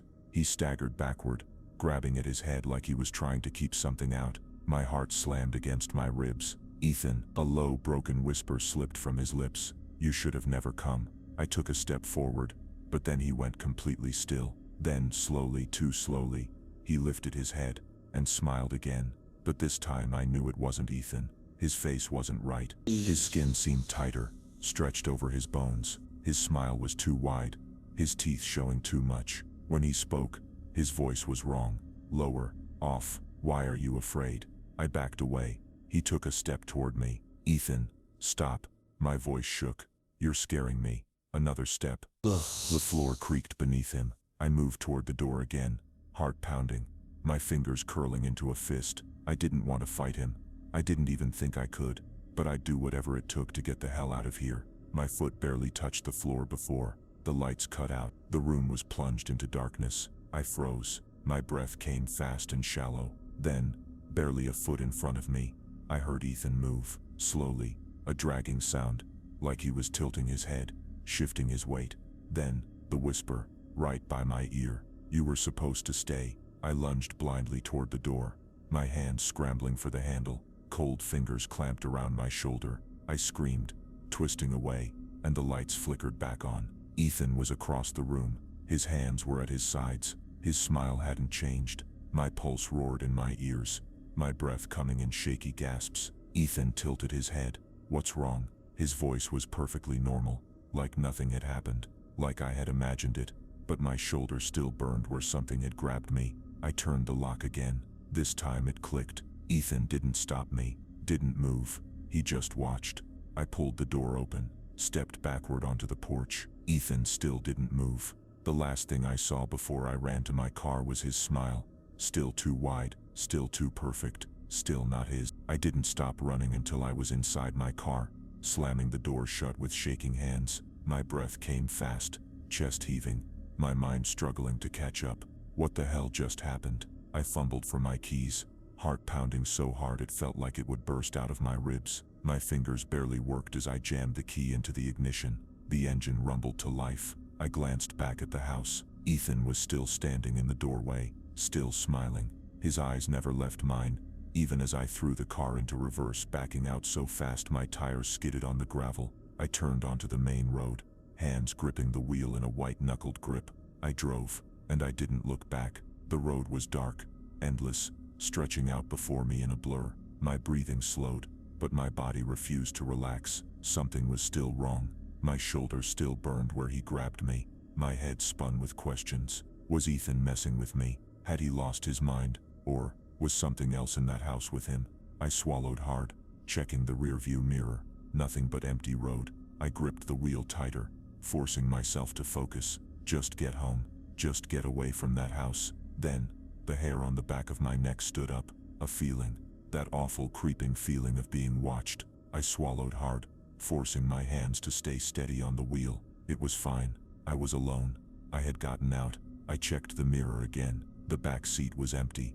I let out a shaky breath. Then, a soft tap against the glass. I nearly lost control of the car. My hands jerked the wheel, the tires skidding before I forced it straight again. My pulse roared in my ears. The sound had come from the back seat window. My breath hitched. No. I forced myself to check the mirror. Nothing. Just darkness. My grip tightened on the wheel, my knuckles aching. I was imagining things. I had to be. I was just shaken up, adrenaline messing with my head. Then I saw it. For a split second, as the road curved and the headlights cut through the trees, a reflection in the glass. Someone was sitting in the back seat. I slammed on the brakes. The car screeched to a halt, throwing me forward against the seat belt. My breath came in ragged, uneven gasps. My shaking hand reached for the light, fingers fumbling over the switch. The overhead light flicked on. The back seat was empty. My pulse pounded so hard it made me nauseous. I turned back around, pressing a hand over my face, trying to calm my breathing. I needed to get home. I needed to sleep, to clear my head. I reached for the gear shift. A voice, soft, right behind me. Why are you afraid? Cold breath touched my ear. I screamed, throwing the door open and stumbling out of the car. My legs gave out, sending me crashing to the pavement. My palms scraped against the rough asphalt as I scrambled backward, staring wide-eyed at the empty vehicle. The back seat door was still shut. There was no one there, but I had heard it. I had felt it. My entire body shook violently as I forced myself to stand. The night was silent, too silent, too silent. The only sound was my own ragged breathing. I staggered back to the car, my mind racing. I had to get home, now. I got back in, locked the doors, put the car in drive. I didn't stop again until I was in my driveway. I threw the car into park, yanking the keys out with trembling hands. My house was dark, the street empty. I was safe. I exhaled, resting my head against the steering wheel, trying to shake the fear from my body. Then, a movement in my peripheral vision. My stomach twisted. Slowly, I lifted my head. The porch light cast a faint glow over my front door. Alls! And standing there, just outside my house, was Ethan, smiling. My lungs locked. No, that wasn't possible. I had left him. I had driven for miles. I had seen him in the doorway of that house. But he was here, and he wasn't alone. Looked behind him, standing just beyond the reach of the porch light. More figures. Dark, unmoving, watching, waiting. The light flickered. The shadows shifted. And suddenly, Ethan wasn't standing at my door anymore. He was at my car window, grinning. His voice was muffled through the glass, but I heard it, soft, almost gentle. You shouldn't have left. The porch light flickered one last time, and everything went black.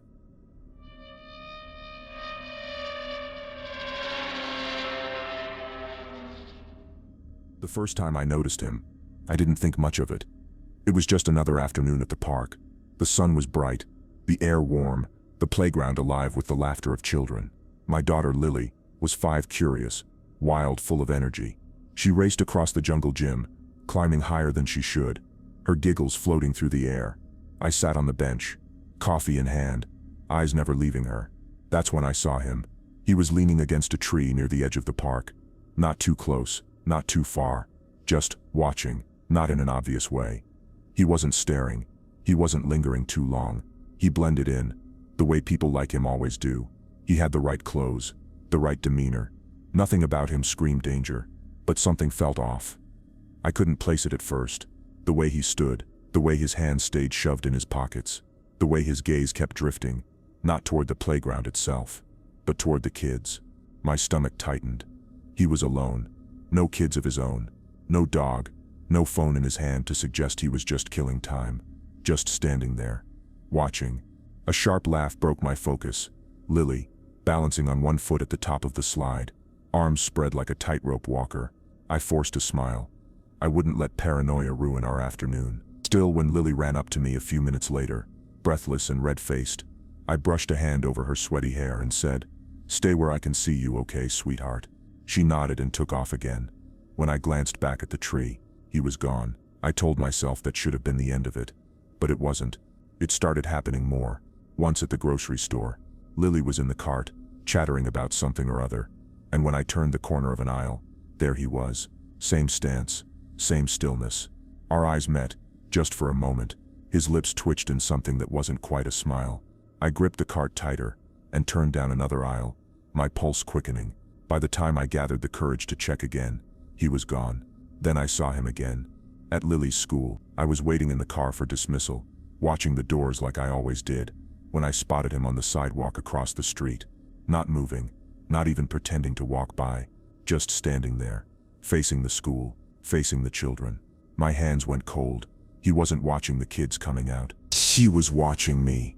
Something inside me twisted, an animal instinct, deep and sickly. I forced myself to look away, to keep my eyes on the school doors.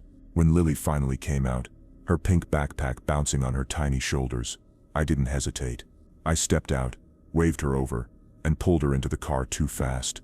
She blinked up at me, confused. "Mom, buckle up, baby." I didn't breathe again until we were out of the parking lot. I didn't check if he was still there. I didn't want to know. But then the phone calls started. At first they were silent. My cell would ring late at night. Just after I put Lily to bed, I'd answer, expecting a wrong number. But nothing. No breathing. No voices. Just an empty, hollow silence. Then a few nights later, I answered again. This time there was breathing. Slow. Measured. Waiting. I hung up. Blocked the number. It didn't matter. The calls kept coming. The worst part, Lily started mentioning him. Not directly. Not in a way she understood. But one day, as I was brushing her hair before bed, she said, "Mommy, why do grown-ups look at kids funny sometimes?" I froze, fingers tangled in her curls. "What do you mean, sweetheart?" She shrugged, kicking her legs against the chair. "Like at the park sometimes. Or when you pick me up from school." I kept my voice calm. "What kind of funny?" She thought for a moment, then scrunched her nose. "Like when Max looks at my snack at lunch, but he's too shy to ask me for some." My stomach twisted. Hunger. I swallowed past the lump in my throat. and smoothed her hair down. "If you ever see someone like that again, I want you to tell me, okay?" She nodded, yawning. She was already forgetting the conversation, but I wouldn't, because I knew exactly who she was talking about, and I knew he wasn't going to stop. I didn't sleep that night. I lay in bed staring at the ceiling, my mind racing. The phone calls, the park, the school, the way Lily described him. He was always there, watching, waiting. At some point, exhaustion pulled me under, but my sleep was restless, haunted by dreams I couldn't remember when I woke up. Morning came too fast. I forced myself to push through the fog, making breakfast for Lily, packing her lunch, pretending everything was fine. It wasn't. When I pulled into the school drop-off line, my stomach tightened, my eyes flicked to the sidewalk, searching. Empty. I exhaled. Maybe I was losing my mind. Lily unbuckled her seatbelt, her tiny hands struggling with the straps. "Mommy, can I have a fruit snack in my lunch today?" "Of course, baby." I reached over, brushing her hair out of her face. She grinned and kissed my cheek. "Love you, Mommy." The back door swung open, one of the staff members helping with drop-off. I waved at them. Lily hopped out, her backpack bouncing, and ran toward the entrance. I watched her the whole way. She was safe. I started to pull forward, merging back onto the road when, a flash of movement, on the other side of the street. I barely caught it, but my breath hitched. A man, stepping back just beyond the tree line, like he had been standing there, watching. I didn't get a good look, but I knew it was him. A cold, twisting sickness crawled up my spine. The light ahead turned red. I hit the brakes, my hands gripping the wheel too tight. Then my phone rang. I flinched. The number was blocked. I let it ring. 5 seconds. 10. Then it stopped. A few moments later, a voicemail.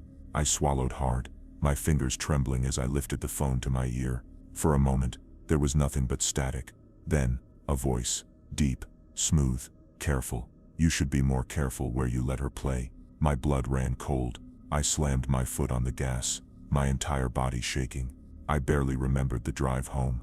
I locked the doors, checked the windows, pulled the curtains shut, and then I sat at the kitchen table, my hands gripping my phone, staring at the screen like it would somehow make this all go away. I needed to call the police. I needed to do something. But what could I tell them? That a man had been standing across from my daughter's school, that I had a bad feeling. That wasn't enough. Not yet. I would wait, watch, be ready. I wouldn't let him take her. That night, Lily woke up screaming. I ran to her room, nearly tripping over my own feet. "Baby, what is it?" She was sitting up in bed, tears streaking her face, her tiny hands clinging to the blankets. There was a man in my window. My heart stopped. I turned, eyes darting to the window. It was shut. The blinds were down. The lock was still in place. I rushed to her, pulling her into my arms. She was shaking. "There's no one there, baby. It was just a bad dream." She sniffled, burying her face in my shoulder, but I wasn't sure I believed my own words. At 2:14 a.m., my phone rang again. I didn't answer. I just sat in the dark, staring at the screen, my hands gripping the blankets so tightly my knuckles ached. No voicemail this time, just silence. Then a notification, one new message. I hesitated. Then slowly, I opened it. It was a picture of Lily, taken that afternoon, at school, and I knew, without a doubt, I wasn't imagining things. He was getting closer. Sleep eluded me that night. I lay rigid in bed, the room suffocating with the weight of my own thoughts. Shadows stretched long across the ceiling, shifting with every flicker of the street lamp outside. The clock ticked forward, indifferent to the rising dread curling in my gut. The image on my phone burned behind my eyes. Lily, innocent, unaware, captured through a lens I did not recognize, by someone who should not have been near her. Every fiber of my being screamed to do something. Call the police, call the school, pack a bag and leave town in the dead of night. But beneath the panic, another sensation crept in.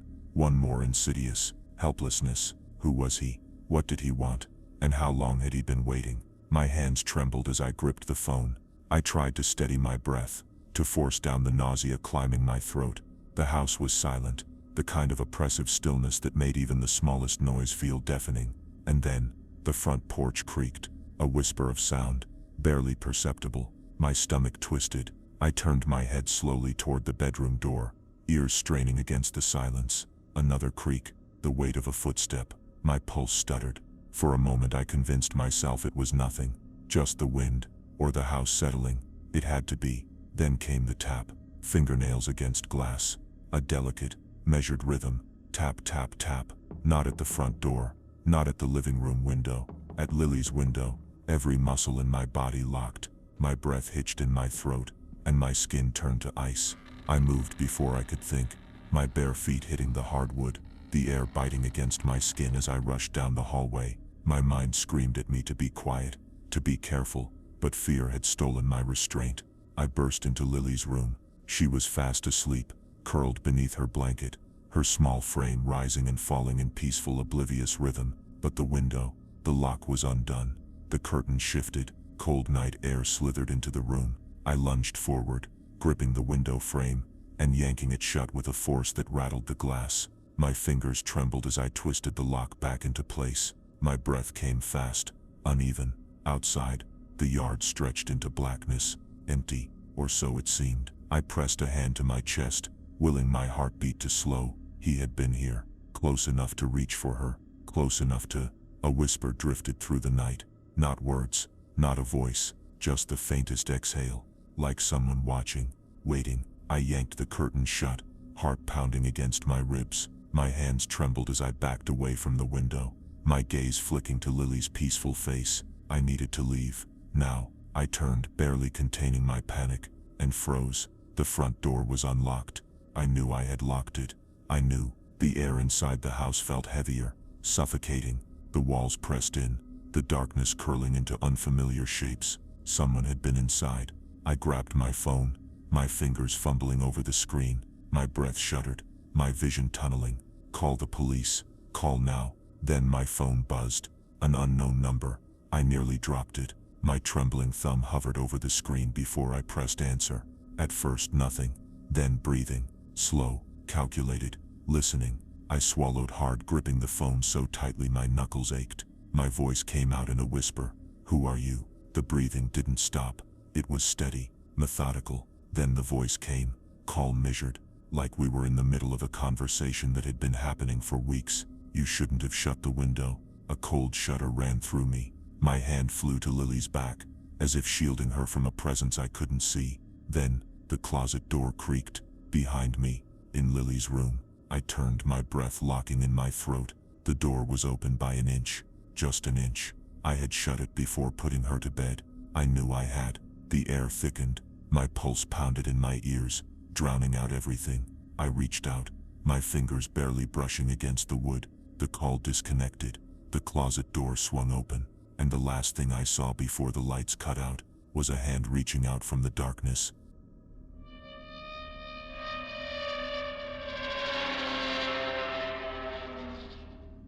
I had been dreading this reunion for months, yet I couldn't resist the lure of nostalgia. The invitation promised a night of reminiscence and laughter, a chance to reconnect with faces from my past. I arrived at the upscale banquet hall, with a mix of anticipation and trepidation. The space was tastefully decorated with soft lighting, elegant drapes, and scattered tables where former classmates mingled in quiet clusters. I felt a flutter of hope that maybe the years had softened the edges of old resentments. At first, the evening seemed normal. Charming smiles, familiar chatter, and a gentle hum of music in the background. I was pleased to see many faces I remembered fondly, even if a few had changed more than I expected. But then I noticed him. Mark. He was standing by the refreshment table, leaning casually against a pillar, his gaze wandering slowly over the crowd. In high school, he had been known as the quiet, friendly type, someone you could trust implicitly, someone who always seemed to have a kind word. Tonight, his eyes were fixed on me with an intensity that made my skin crawl. I tried to dismiss it as mere coincidence. After all, with dozens of faces in the room, it wasn't unusual for acquaintances to lock eyes. Yet every time our gazes met, I felt as though a chill had seeped into my bones. Mark's smile was polite, too measured, and there was an eerie stillness in the way he carried himself, as if he were hiding something behind that calm exterior. I couldn't help but recall a vague memory from school, a fleeting moment when his eyes had darkened with something unspoken as he whispered a half-forgotten secret. I'd pushed it away then, but now it nagged at the edge of my thoughts. Throughout the evening, I found myself repeatedly crossing the room, not out of social obligation, but to catch a glimpse of him. Every time I thought he was out of sight, I'd sense his presence in the periphery, a familiar silhouette among the glittering throng. At one point, I even saw him step outside to the balcony, his face illuminated by a single lamp. In that brief moment, I saw something that froze me. His expression, though calm, held a glint of bitterness, as if every memory of our shared past had festered into a hidden grudge. As the night unfolded, the festivities began to wane, and the crowd thinned. I returned to a quiet corner with my wine, trying to piece together the unsettling feelings that had plagued me all evening. My phone buzzed unexpectedly, jolting me from my thoughts. I checked the message, a short, cryptic note from an unknown number that simply read, "Remember when you promised me forever." My pulse quickened. I didn't recall making any such promise, and the message carried a weight of accusation that felt impossibly personal. I glanced around nervously. Had I seen Mark texting? I couldn't be sure, but I distinctly recalled the glint in his eyes when he caught me watching him earlier. The note's words echoed in my mind as I left the hall, the cool night air outside a stark contrast to the oppressive atmosphere inside. I walked briskly to my car, heart pounding, my thoughts swirling with doubts and half-remembered secrets. Every shadow seemed to whisper his name. Every quiet street corner felt like a stage for a hidden observer. In that long, lonely drive home, I couldn't shake the feeling that the past was chasing me, and that Mark, or whatever he had become, was the embodiment of that unresolved darkness. The taste of fear was bitter on my tongue, and deep down, I knew this night was far from over. After leaving the reunion in a state of disquiet, my mind became a battlefield of memories and unspoken questions. The cool night air did little to dispel the lingering sense of dread that had followed me from the banquet hall. Every street light and darkened alleyway whispered secrets I couldn't quite decipher. I drove home in a near haze, the rhythmic hum of the tires on asphalt blending with the echo of Mark's unnerving gaze. At home, the silence was oppressive, a stark contrast to the clamor of the reunion. I tried to shake off the image of his fixed stare and that cryptic message. Yet every time I glanced at my phone, the words "Remember when you promised me forever" seared themselves into my thoughts. My sleep was fitful, haunted by dreams of a familiar face twisted into something unrecognizable, its smile a mask for buried bitterness. The next morning, as I attempted to resume a semblance of normality, an unsettling feeling persisted. I found myself retracing my steps through the night's events, trying to recall every detail. I replayed the moment I saw Mark on the balcony, his face bathed in the sickly glow of a solitary lamp. His eyes cold, calculating, and brimming with unspoken grievances haunted me. I began to wonder if his presence at the reunion was mere coincidence or something far more deliberate. Determined to find some clarity, I reached out to a mutual friend who had also been at the reunion. Over coffee in a modest sunlit cafe, I broached the subject. "Did you notice anything odd about Mark?" I asked, my voice trembling slightly. My friend hesitated, frowning, as if weighed down by memories. "He's changed," she murmured.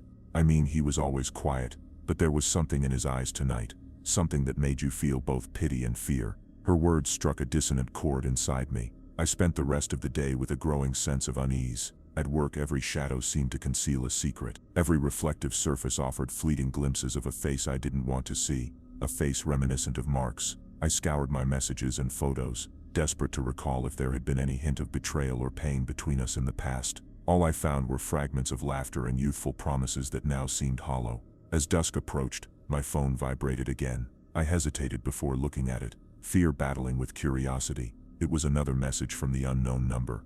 This time it was shorter. "I'm watching."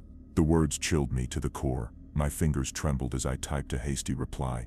"Who is this?" Nothing. No immediate response. The silence that followed was almost louder than the message itself. I couldn't shake the thought that Mark might be behind these messages. It was too visceral, too personal. Every detail from the reunion, the way he smiled, the way he observed me from afar, coalesced into a single horrifying possibility that the man I once trusted was no longer the person I knew. My mind filled with dark, insidious questions. Had our childhood promises been twisted into a vengeful obsession? Was he meticulously plotting something I was too blind to see? That night, as darkness cloaked the city, I bolted all the doors and windows of my apartment. I tried to convince myself it was over, that the nightmare of the reunion was confined to that one event. But as I lay in bed, every creak and whisper of wind was laden with malice. I stared at the ceiling, imagining the cold, unblinking eyes of Mark watching me, waiting for the moment to strike. The hours crawled by slowly, each minute stretching into a lifetime. Every shadow in the corridor outside my room made my heart race.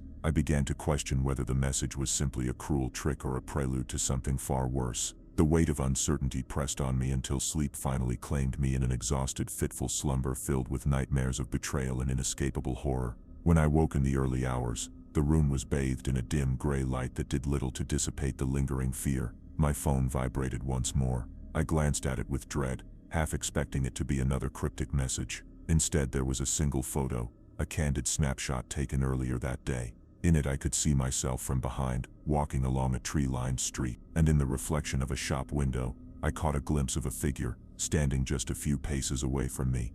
The figure's face was obscured, but the silhouette was unmistakably human and unnervingly deliberate. I knew then that the shadow had been following me all day, lurking in the periphery of my every step. I was not alone, and the man who once promised loyalty was now the embodiment of my worst nightmare. I couldn't shake the dread that had festered inside me all day. That final photo, my own reflection captured with an unfamiliar figure trailing just a few paces behind, haunted every moment since I saw it. I knew I had to confront it. I spent a sleepless night pacing my living room, the soft hum of the refrigerator and the distant murmur of traffic doing little to ease my terror. The unknown number's messages and the inexplicable presence at the reunion had merged into one unyielding nightmare. I resolved to find out who was stalking me. At dawn, with the sky a reluctant gray, I gathered every ounce of courage I possessed. I retraced my steps from that dreadful day, reviewing every detail in my mind. I remembered the lingering, bitter glimmer in Mark's eyes when I caught him on the balcony, and the cryptic words that echoed in my mind, words that now seemed like a threat. I dialed the number, but it went straight to voicemail. I sent a terse text demanding an explanation, yet my trembling fingers could only manage a few desperate words before I hit send. Nothing, no reply. As twilight approached that evening, I decided to confront my fears head-on. I drove to a nearby park, the same one where I had seen him that fateful night at the reunion. The park was deserted, its pathways empty and silent, except for the occasional rustle of wind through the trees. Every step I took echoed like a secret I was about to expose. I scanned the area, heart hammering, every shadow a potential hiding place. Then I saw him, standing by a row of lampposts, his silhouette partially obscured by the long shadows of dusk. Mark was there. His posture was unnervingly calm, as if he'd been waiting for me all along. I felt my pulse surge, a mixture of dread and a burning need for answers. My legs urged me to flee, but my feet carried me closer, each step deliberate, despite the trembling in my limbs. When our eyes met, his gaze was unsettlingly vacant, almost as if he were empty inside, yet his smile was chillingly deliberate. "You came," he said softly, voice measured and eerily steady. There was no warmth in his tone, no sign of the friendly man I once knew. Instead, his words dripped with an unsettling certainty, as though he had been planning this moment for a long time. "Mark," I managed, voice cracking, "what do you want from me?" He didn't answer immediately. The silence between us was heavy, filled with memories and unsaid truths. Then he stepped forward, each movement fluid, almost predatory. "I always promised you forever," he murmured, his eyes locking onto mine with a possessiveness that sent icy tendrils down my spine. "You forgot, you left it all behind." I recoiled as his words crashed over me, each syllable a reminder of a past I'd tried to bury. I remembered the innocent days of our youth, the laughter, the shared secrets, and the promises that once seemed eternal. Now those memories had curdled into something malignant. His tone was both accusing and sorrowful, a twisted blend of betrayal and longing. My heart pounded as I demanded, "What are you talking about? We were never that." He cut me off with a bitter laugh that resonated in the cool evening air. "Never. You never understood. You always took for granted what we had. I watched you move on, watched you forget me, and now you must remember." His eyes flashed with a dangerous glimmer as he stepped even closer, invading the small space between us. The night seemed to close in around us, the once familiar park now a stage for this grim reunion. I could feel his presence overwhelming me, a force that was both magnetic and repulsive. "Please, Mark, stop," I pleaded, voice trembling with a mix of fear and sorrow. "I don't understand. I don't want this." For a moment, his expression softened, a fleeting shadow of the friend I once knew. But then the hard line of obsession reasserted itself. "You never really saw me," he whispered, his tone laced with a venom that chilled me to the core. "And now you'll see what happens when you abandon what was meant to be." Before I could react, he lunged, a sudden calculated movement that sent me staggering back. I turned and ran, the night air filled with the sound of my panicked footsteps and his determined pursuit echoing behind me. I didn't look back, didn't dare to glimpse the horror chasing me in the gathering darkness. In that desperate moment, I understood that the promises of forever had turned into a nightmare I could never escape.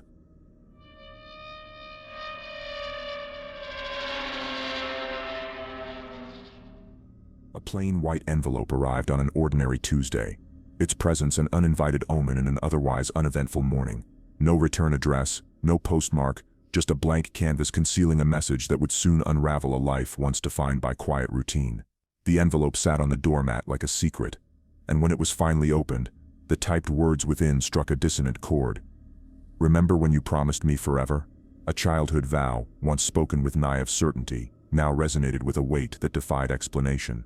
At first, the note was dismissed as a cruel prank or the misguided echo of a forgotten friend. But as the day unfolded, a creeping sense of dread settled in, refusing to be shaken. Over the following days, more envelopes began to appear, each bearing a single cryptic sentence.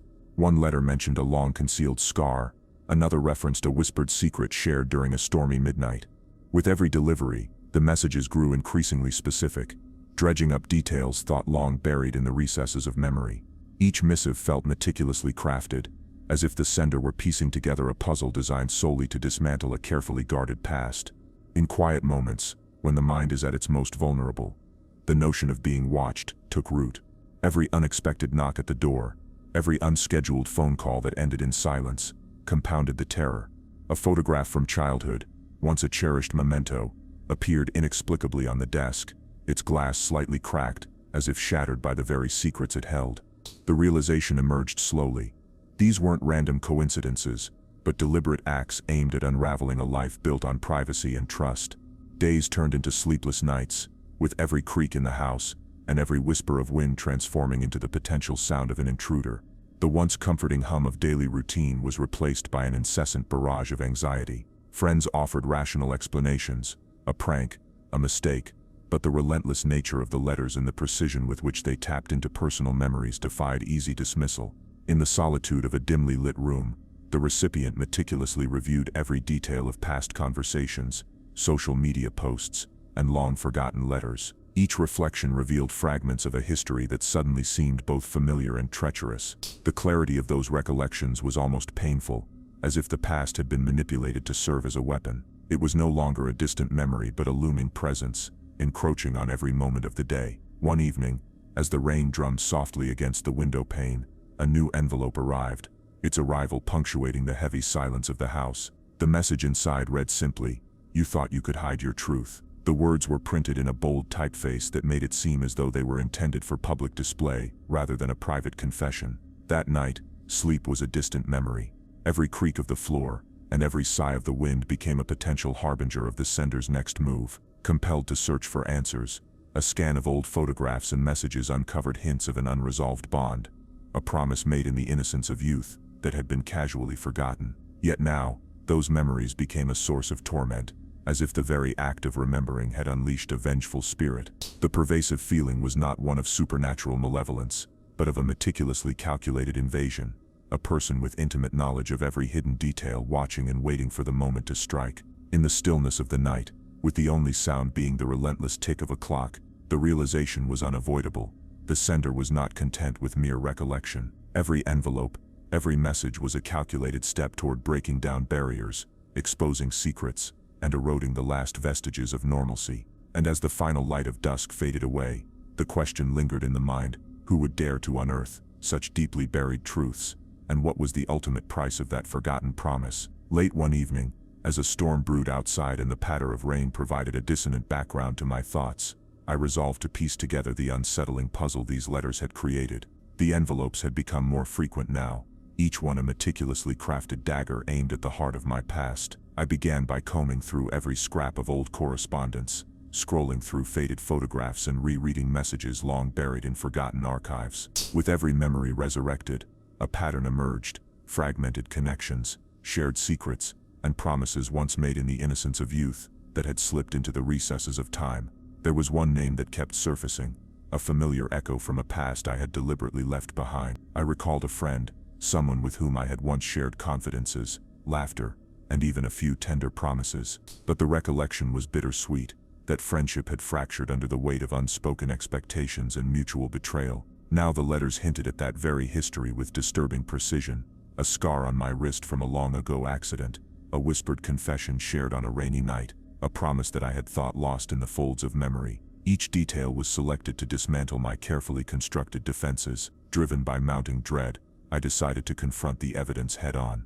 I revisited old social media threads, combed through archived emails, and even dialed the numbers of acquaintances who might hold pieces of the puzzle. Nothing definitive surfaced, yet every inquiry deepened the unsettling suspicion that someone from my past was methodically clawing their way back into my life. The letters had become less ambiguous. One in particular read, "You cannot erase the truth of our bond," and the phrase reverberated in my mind like a curse. I tried to convince myself it was all a cruel prank, an elaborate hoax perpetrated by a disgruntled former friend, but the meticulous nature of the details, the precision with which each secret was exploited, was too personal, too invasive to be mere mischief. My insomnia worsened as I lay awake in a dimly lit room, the soft hum of my computer, and the rustling of pages in old notebooks, the only sounds in the oppressive silence. I began to see shadows in the corners of my eyes, and every time I glanced up, I imagined that elusive figure watching from the threshold of memory and reality. In a desperate bid for clarity,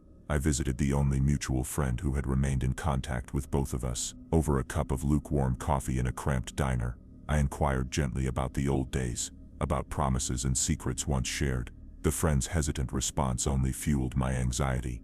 "There were things that happened," she said, her voice faltering, "things you might not want to remember."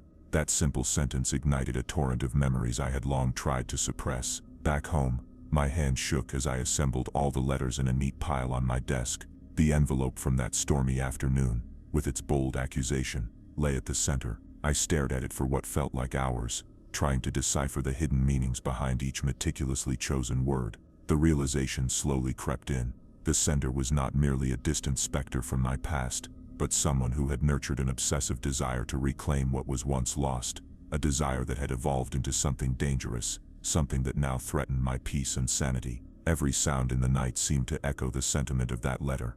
The patter of rain, the creak of my old floorboards, even the rustle of the curtains, each was a reminder that the past was not content to remain buried. It was clawing its way back, letter by letter, memory by memory, until the present was indistinguishable from the shadows of what once was. I knew then that my investigation was far from over. The true scope of the betrayal, and the identity of the person behind these relentless letters, was still shrouded in darkness. But one thing was clear: the sender's meticulous intent was to shatter my sense of safety, and to force me to confront the unspoken truths of a bond that should have remained in the past. The tension reached its climax one rainy evening, when the weight of unanswered questions and restless nights became unbearable. Determined to confront the source of the cryptic letters once and for all, every doubt and whispered warning crystallized into a single desperate resolve. A plan was formed in the quiet desperation of my study, a plan to lure the sender into the open. No longer would the elusive specter of the past haunt every moment. Instead, a meeting was arranged at a deserted parking lot on the edge of town, chosen for its raw isolation and the flickering glow of a lone street lamp. Arriving under a slate-gray sky, the rain dripped steadily onto cold pavement, each droplet echoing like a muted heartbeat. The place was silent, except for the patter of rain and my own nervous footsteps. I stood near an old rusted sedan, every sense on high alert, the hairs on my arms prickling with anticipation and dread. In the distance, beneath the wavering light, a solitary figure emerged, unmistakably human, yet shrouded in mystery. As the figure approached, the details became clear. There was something painfully familiar in the tilt of the head and the guarded set of the shoulders. The person stopped a few paces away, and a gust of cold wind swept past, stirring the loose strands of hair around a face I had long thought benign. It was someone I had trusted implicitly, a person whose memory was both a comfort and a source of cherished painful secrets. The revelation made my heart plummet into a chasm of disbelief and terror. "You've come," the figure said in a voice that was at once gentle and chilling, each word measured and deliberate. The sound of the voice sent a shudder through my entire body. The person's eyes, deep and unyielding, held a mixture of sorrow and a sinister determination that seemed to absorb every stray light. In that moment, every memory of shared laughter, every tender promise, was tainted by betrayal. The person before me was not merely an echo of the past. They had become something twisted by their own unresolved anguish. A pause filled the space between us, the silence heavy enough to crush hope. "I never meant for it to go this far," the figure continued, voice cracking slightly as if wrestling with inner torment. "But you left me with no choice. I had to remind you, to remind both of us of the truth." There was a weight in those words, a truth too painful to ignore. The carefully crafted letters, each one a mirror reflecting moments from a shared history, were not the product of idle nostalgia. They were the calculated remnants of a promise, a covenant once held sacred but now marred by abandonment, and a thirst for retribution. The confrontation escalated as the rain pounded the pavement, each drop a relentless drumbeat to the climax of our encounter. "You promised me forever," the figure whispered again, the words now a mournful lament rather than a threat. There was an intensity in the gaze, an almost unbearable longing to reclaim what had been lost. My mind raced back to childhood days filled with naive vows and whispered secrets under starlight, a time when such promises were sacred. Now those promises had curdled into bitter regrets and a desire for vengeance. The air between us grew thick with tension as the figure stepped closer. Every detail, the slight tremor in the outstretched hand, the glistening eyes that betrayed unshed tears, and the anguished expression hidden behind that familiar facade, spoke of a mind unraveling under the weight of its own hurt. "I tried to reach out, to remind you of who we were," the person said, voice laden with a mix of despair and resolve. "But you moved on, you forgot, and now I cannot let this go. I must reclaim what was mine." In that charged moment, the enormity of the betrayal became impossible to ignore. The realization struck with the force of a sledgehammer. The person I had once considered a confidant had meticulously orchestrated this unrelenting campaign of psychological terror, using memories and secrets as weapons. The gentle tone had evaporated, replaced by a cold, calculated fury that was both mesmerizing and horrifying. Before I could muster a response, a flash of lightning illuminated the scene, etching every tortured detail in stark relief. The figure's face, now a tableau of conflicted emotions, remorse, rage, and a twisted longing, seemed to implore me to remember. The rain intensified, and with it, the finality of the moment. In the roar of the storm, the truth became undeniable. The promises of childhood had been violated, and the consequences were now unfolding in a confrontation that would forever alter the course of our lives. For a heartbeat, time stood still as our eyes locked in a silent battle of guilt and retribution. Then, as suddenly as it began, the figure turned and melted into the darkness, leaving behind only the echo of those final fateful words, and the realization that some bonds once broken can never be mended.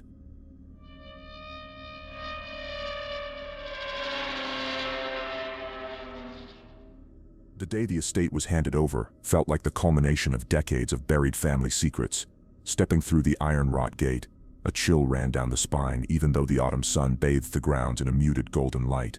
The sprawling property, with its once grand facade now marred by the slow decay of time, exuded an air of faded glory and whispered promises of a past that refused to be forgotten. Every stone and every ivy-clad wall seemed to murmur untold stories. The inheritance was unexpected, a distant relative's final cryptic bequest. The will left no explanations, only the estate and a single terse instruction: restore what was lost. The task was daunting, yet something about the duty felt like an imperative, as if the estate itself demanded redemption. Upon entering the main hall, where dust motes danced in shafts of light and ancient portraits stared from the walls, it became immediately apparent that the house was not as inert as it appeared. In the silence of the vast corridors, details began to reveal themselves. A book that once belonged to a beloved ancestor now lay open on a table where it had never been before, its pages marked with fresh handwriting. A vase that had long been shattered was reassembled with precision, as if someone had meticulously set it back in place, and the arrangement of furniture subtly shifted between visits, as though guided by unseen hands. Each anomaly, though minor on its own, accumulated into a tapestry of small inconsistencies that unsettled the mind. The first evening was spent in a flurry of documentation and quiet exploration. Every room was examined with painstaking care. In a forgotten corner of the library, a hidden door behind a heavy drape revealed a narrow passageway that had clearly been used recently, its floor not thick with dust, but rather scuffed and worn. The realization struck hard. Someone had been there, moving about the house long after the family had long since left. Questions raced through the mind. Who could have been allowed such access? And why had this secret space remained undiscovered for so long? A deep, inexplicable unease settled in as the night wore on. The creak of floorboards that shouldn't have been heard echoed through the empty corridors, and a faint hum of voices, almost imperceptible, seemed to float just beyond hearing. It was as if the house itself was trying to speak, to warn of an intruder hidden in plain sight. In the days that followed, the process of restoration turned into an investigation. Every misplaced object and every altered detail was noted meticulously. A diary was discovered in a locked drawer of an antique desk, a diary filled with observations about daily routines and minutiae that suddenly took on a sinister quality. The entries detailed changes that no one else had witnessed, the gradual realignment of a chandelier, the subtle rotation of a painting, the nightly flickering of lights in a corridor that had been dormant for years. The writer, whose identity was obscured by time and faded ink, had written about a presence that lingered in the shadows, watching and waiting for a moment of vulnerability. At a family gathering held in the estate's grand dining hall, a somber affair meant to celebrate the estate's legacy, whispers spread among relatives. Old friends recalled that the longtime caretaker, a trusted figure since childhood, had been acting strangely ever since the news of the inheritance. His polite demeanor had taken on a secretive edge, and his eyes seemed to harbor unspoken truths. As the conversation meandered around dinner, subtle glances were exchanged, and an undercurrent of suspicion began to ripple through the gathering. By the end of the day, the sense of betrayal was almost palpable, a realization that the restoration wasn't merely about saving a crumbling building, but about unearthing the hidden history of someone who had been intimately connected to the family. Each carefully arranged detail in the house suggested that a person, once deeply trusted, had been orchestrating events behind the scenes.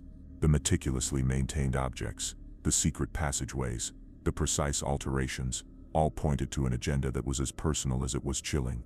In the quiet aftermath of that day, as the sun dipped below the horizon and the estate was enveloped in a velvety darkness, the truth began to take shape. The signs were all there, a legacy of secrets, a betrayal etched in every corner. Someone had been living in the shadows of the family history, manipulating events with an intensity that defied belief. And now, with the estate restored to its old glory, that hidden presence was poised to reveal itself. Late that evening, a somber gray light filtered through the tall windows as I sat alone in the study, poring over the diary I had discovered. Its fragile pages, yellowed with age, contained a meticulous account of daily routines, secrets and observations that no one else had seen. Every entry was laced with a cautious paranoia, as if the writer was aware of an ever-present watcher. One particular passage caught my eye, an account of how someone had methodically rearranged the family's cherished heirlooms, moving them ever so slightly each night. The precision was unnerving, suggesting an obsessive fixation that transcended mere mischief. Unable to sleep, I paced the marble-floored corridor, the echo of my footsteps mingling with a persistent low hum that seemed to emanate from the very walls. The estate's silence, once an emblem of peaceful solitude, now felt oppressive, as if it were concealing too many secrets.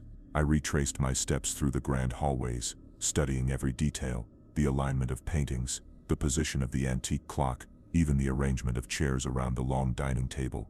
Each inconsistency was a deliberate act, a silent message from someone who had intimate knowledge of the estate's history. A quiet knock at the door startled me out of my reverie. I opened it to find my cousin Miranda, whose concern was evident in her furrowed brow. Over a pot of lukewarm tea, she hesitated before speaking. "Have you noticed anything unusual about the house lately? Things that just don't add up?" Her voice was barely above a whisper, laden with a mixture of fear and resignation. I recounted the odd diary entries and the inexplicable repositioning of treasured items. Miranda's face darkened as she admitted that she too had seen subtle changes, a chair slightly out of place here, a picture that had mysteriously shifted there. "I always thought it was just my imagination," she confessed, "but now I'm not so sure." Her words added a weight to my growing dread. If someone had been tampering with the estate in such a calculated manner, then it wasn't a random act. It was personal, deliberate, and likely rooted in long-held resentment. That night, as I double-checked every lock and shuttered every window, the sense of being observed never left me. The corridors, once filled with familial echoes, now seemed to whisper accusations, as if the house itself bore witness to betrayal. The next day, I decided to confront the matter head-on. I requested a meeting with the longtime caretaker, Mr. Holloway, a man who had served the family for decades, and was once regarded as both a guardian of the estate and a trusted confidant.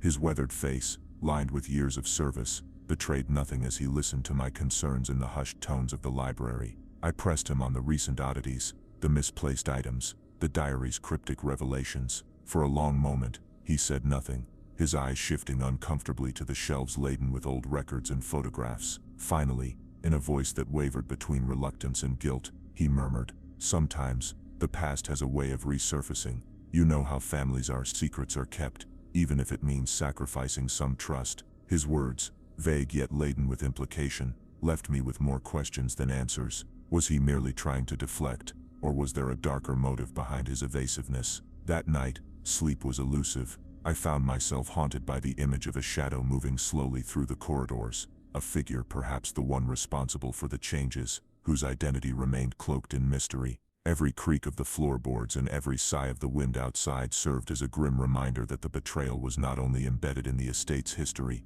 but was also unfolding in real time. With every passing hour, the realization grew stronger. Someone from within our inner circle had orchestrated these subtle yet deliberate intrusions, and their motives were as personal as they were vindictive. The estate, a repository of family legacy, was now a battleground of hidden grudges and unspoken treachery. A heavy silence fell over the estate one stormy night, as if the house itself was holding its breath in anticipation. Every creak of ancient wood and every rustle of ivy against the crumbling walls echoed with secrets too long buried. The final piece of the puzzle now lay before me. This was the moment when all the subtle manipulations, the meticulously shifted objects, and the hidden passageways converged into one undeniable truth. That evening, I gathered the evidence, the diary with its chilling accounts of nightly rearrangements, the misplaced heirlooms, and the whispered warnings that had accumulated like fragments of a shattered legacy. Determined to unmask the perpetrator, I revisited the library, where Mr. Holloway had reluctantly hinted that the past has a way of resurfacing. My mind raced back to his furtive glances and half-spoken words, and a terrible suspicion took hold. Someone from our closest circle had orchestrated this intrusion. Every carefully placed anomaly pointed toward a betrayal so intimate, it shattered the very foundation of our family trust. Armed with a resolve born of both fear and fury, I set out to confront the caretaker in his private quarters, a part of the estate that had been locked away from common view.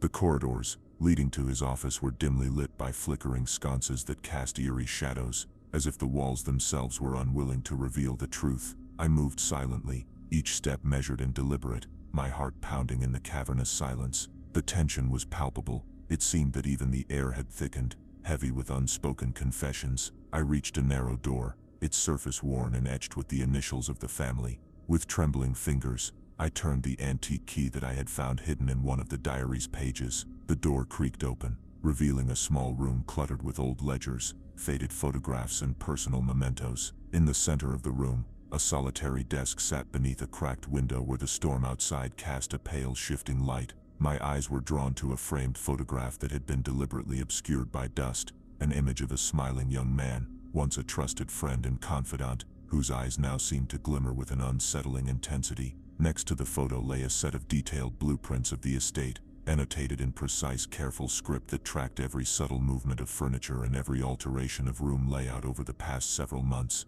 My pulse thundered as I pieced together the evidence. The meticulous notes revealed a pattern. Each rearrangement was not random but calculated, aimed at re-establishing a hidden order, a secret sanctuary within these walls. The annotations in the blueprints were laced with cryptic symbols and dates, corresponding exactly with the diary entries. It became clear that the perpetrator was not only familiar with every inch of the estate, but had been monitoring it with obsessive precision. A sudden creak startled me from my thoughts. The door behind me swung open on its own, and the room plunged into a momentary darkness before the light flickered back on. Standing in the doorway was the person from the photograph, only older, his youthful smile now replaced by an expression of bitter resolve. His eyes, once warm and inviting, were cold and calculating. The shock of recognition left me momentarily paralyzed. The man I had trusted implicitly, the one I had once regarded as a brother, now stood before me as a living embodiment of betrayal. His voice, when he finally spoke, was low and measured, carrying the weight of years of resentment.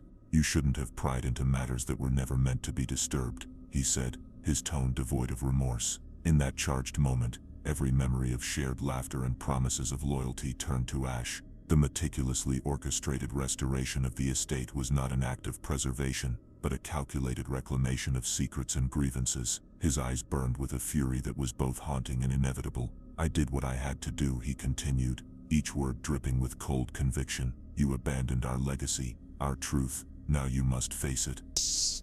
The air between us crackled with tension as the storm outside raged louder, as if nature itself mourned the final shattering of our bond.